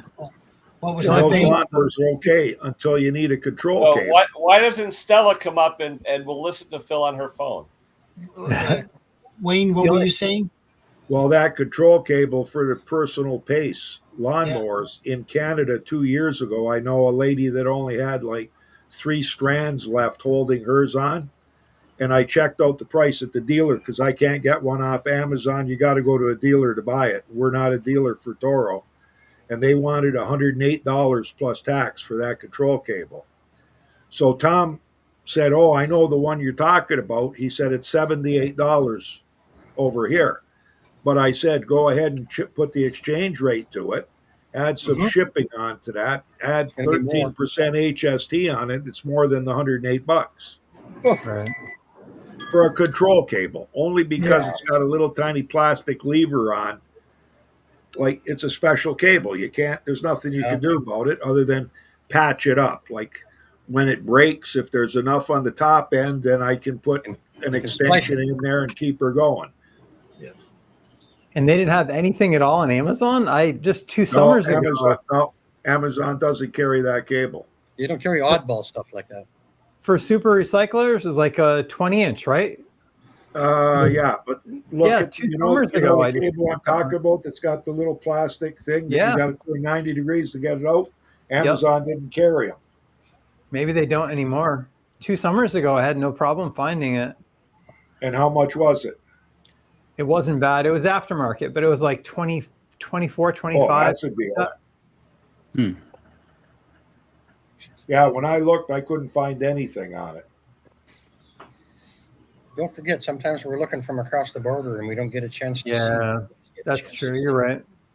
Like, I could have got it off of Amazon USA in the States. Yeah. But again, it was like 75. Yeah. But I start adding shipping, I add everything onto it, then the duty. Next thing you know, I'm paying more than $108 and I got to wait, where I can drive 25 minutes down the road and pick it up for $108. But Gotcha. she don't want to spend $108. Well, Why don't you buy your own cable and shields? It's that special mount on It's the got a end special- of it. It's a plastic special piece that you boozer got to on the other rotate to get it out. So you got to disconnect at the other end, rotate this black plastic piece out 90 degrees, pull it straight out, and it's that special piece. Now, if I could make that piece, Wayne, is it a self-propelled mower? Yeah. Toro. That's like $800. The sleeve on the it's the sleeve on the handlebar. But it's just no, a control cable. That's an $800 mower though. Why wouldn't you fix it? Because she's old and she thinks $100 is a lot of money. Well, not anymore. No. I deal with this all the time. Well, that's the same thing with the people that are bringing their snow blowers to They're out of touch with They're the looking price. at what it's costing to buy a new one. Right. And then they're looking at the quality of the new ones. And like every new snowblower that comes in here for a service or repair, we got to straighten out the bucket at the front on the left hand and the right hand side because it's made out of tin. Look at the price of an Aaron's. I just priced one for someone. It was like $6,000 or $7,000 for a 36-inch Canadian. Tyler, wait till you're 70 years old. Wait till you're 70 years old. It'll make a difference. I know. Those super recyclers are really old at this point, but they were like the Cadillac of mowers in their time. Yeah. They had absolutely. they had the electric start. It was like unheard of. Yeah, once I tell someone like the cost to replace this machine versus your repair, they're usually like fix it. Yeah. Well, a Toro Super Recycler today is what, $1,200? Or more. I don't know. That's the reason why her husband bought it 20 years ago. He's dead, and she's getting it fixed. Well, I just sold one. Did I guys tell you my friend One Pull Nelly passed away? Oh. Remember One Pull Nelly with the Super Recycler? It better start on the first pull. Yeah, she passed away. Oh. Well, I just sold one to you, Kenny, to your friend there for what? That was a nice one, but that had that stupid. I love Kohler, but I don't like that engine. Yeah. That Kohler Chinese engine that's on the Toros, I don't like that engine. Really? The XT675? I love those engines. I hate those. Oh, I love them. They got the stupid fuel filter that's in the barb. In the tank, and it always right? crimps and you get no fuel. So I take those out and I put in a Briggs disc filter. You know? I don't like the Clem's filters. in the basement. Should I let him in? Who? Clem. Oh, I don't know about all that because he's got an incriminating picture of me on deck. Yeah, there he is. Hey, John. Yes, I do. He's got the smile. We didn't know who the hell it was. It looked like you're on steroids. Reminded me of Farva off of Super Troopers. You want to show us something, John, or what? Oh, you both suck. That's up to Jay. I'll let Jay decide that. Well, he didn't give you a choice on the pink shit. I know, right? Wait, the pink stuff was Henry. Yeah. You want me to show him, Jay? I don't care. It's fine. Yeah. There he is. Yeah. Now, if you take Jay and you take a tube of helium and you blow him up, that's what you get. I would not say that's him. I would say it's more John. I thought it was like John Jr. or something. Seriously. Yeah. No, that was me 20-something years ago. I was much fatter.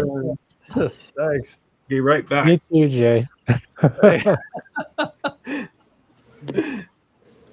Poor Jay. Jay, what were you, a patrolman or what were you? What's that? Were you a patrolman or what were you? Yeah, I was just a regular cop, town cop. Yeah. Retired? No, it was something I did when I was younger, and I ended up. I changed occupations. Then I ended up moving states for my wife, so because she had young kids when I met her, so I didn't want to uproot them out of their schools and everything. So. Good guy. Yeah. So what's up, Mr. Clem? Not much. I was out in the shop all day yesterday. It warmed up to about 60, so I got out there and changed the ACR out on a Briggs 19 horse single cylinder. Now you said that was Chinesium, though, right? Yeah. So you'll be seeing that back in a few months. Don't say that. Shut up. I can guarantee that, John. Yeah. Well, it's free work, so I mean, whatever. He'll get over it. That's what he wanted, though. I gave him his choice. Yeah, they're 118 now, I think. Oh, Never happens when the camera's on. I know. Ah. Still waiting Guys, on it's been over 2 hours. I gotta get ready for this football game in a few minutes. But wait, Go there's somebody in Bills. the basement. Hold on, there's one guy. Hold on, let me see who's in the basement. Hold on. I think is it Christian? Hold on. So I got a Fire Stick down here this year. I can actually watch a few things now. Nice. Good deal. It is nice. Christian, we're getting ready to get off, Christian. But how you doing, buddy? I'm doing good. What are you fixing lately? Last time when we met you, you had a weed whacker. You were in the same area. I think we were showing you how to fix a weed whacker. That was a few years Changed ago. my camera like yeah. Don't you have like 46 cars in the backyard? Is that the same kid? I think he's on the Robert cam right now. Uh-oh. Yeah, I saw that. 46 cars. That's gold. Got himself a John Deere. Oh, that's that rear engine rider, like the one we were saying. That is that. Yeah. Wait, you're not the one that asked about that RX 65, 85, 85 or 65. I'm 85. I'm the different. I'm the one from the a couple of months back. Oh, What's up Throw with that that rear out. engine rider? Take that thing, bring it Huh? to the dump. What's up with that rear engine rider? Is it running or no? It doesn't run. Like, it's not getting any spark. It's like it lost spark. I checked the wiring. I did everything on it. It's just don't want to crank. It cranks over. It just don't want to start. did you disconnect the coil and try it again? Did you disconnect the tried kill that. wire from the coil? I did all that. Right No. from But I would lift Nothing. up the shroud, disconnect it, because sometimes the mice get underneath there and it's hitting the fin or something. You got to take the shroud off and disconnect it directly from the coil. Right off the engine. Yeah, Yeah. I pulled the shroud off before. There was no mice underneath there. I bought this thing for $250 off of Facebook Marketplace. Whoa. Too much money. Yeah, too much. Yeah. This thing, it ran while I went over there. I saw it. It ran perfectly. It cut the grass. Now, nothing.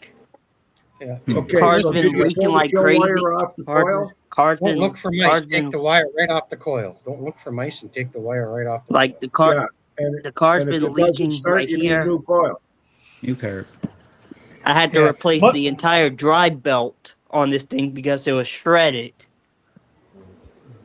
Mud daubers on a coil will make it ground out too. Yeah. You got to really take, if there's mud daubers, you got to take their. It could be a defective coil. Yeah, That's what I'm Oh. thinking. Listen to the old guys. like Josh that one, is getting sparks. Christian. That squared away. doesn't have a spark igniter on it, does it? No, No, I don't that's think an so. old big flathead. That's Ooh, yeah. Those cool. Here's- igniters, I Here, think, this are is what I on mean on the Kawasaki's. Craftsman. Nice engine. Oil You said you did somehow try made its pulling? way down the exhaust pipe. You said Did you you did pull pull the the engine kill up? wire off of the coil? Okay, guys, I gotta go to the pool. Oh, Have fun Wait, there, nice. Bruce. See Bruce. you. nice. Nice Bruce, seeing everybody and good luck down there on your new Wait a mower. minute, Bruce. I want a shot of the Hi, bathing suit Bruce. next week. Oh. As long as it's not a speedo, we'll be out. Bruce, As long as you're not in it. come on. Right. We're gonna do Trying a to figure out catalog what's like, this oil coming from the exhaust pipe. Like, I don't know, it's Take the care, rings or what. Is it overfilled with oil, Christian? I don't think so. Let me. Commands like to blow head gaskets. What engine is that? Is that a Briggs Kohler. twin? Kohler? Oh, Kohler that's- command. There's no oil. There's very little oil in it. Oh, the Kohler, yeah. They like to blow head gaskets. The valve covers, and that'll put a lot of oil out. Oh yeah, this thing ran great when they do. They all run great when you're buying them. Or that. Yeah. Like It sounds like a head gasket. You should do a leak down test to prove it out. I wouldn't worry about the oil leak. I don't Get have it running first. I don't have the right tools. Well, do you have a compression tester? No, not at all. Okay, because you got to get a way to hook it up to the spark plug, you know? You mean all those cars that you work on? No, it's a different Christian. It's a different one. It is? Oh, yeah. Okay. Now, if you're close to Connecticut, I know a guy that's got likely spare everything. Yeah. No, his name's Hank. He's a little further north. If you were near me, I'd run right over. Here's the deck for the John Deere. Oh yeah, the 30-inch round deck. Yep. Look at it, it's still yellow and not They had peeling those off. same decks on the STX30 model. That's when they used to do a good job of painting decks at John Deere. Oh yeah, they did. It might be worth it though to put in the model type and code into the computer and get the coil part number and get one off of Amazon for $10. Yeah. I can't order stuff online. No. They banned you. Someone might Jeff take Bezos banned you my from- personal info. Uh-oh. You have your you have a neighbor lot of stuff. Sounds like You our have a lot friend's of stuff phone. going on, but just take it one thing at a time. So just start off with Spark and just focus on figuring that issue out, and then move on to each thing one piece at a time. Yeah. What was that, John? You were saying? Have his neighbor order it for him.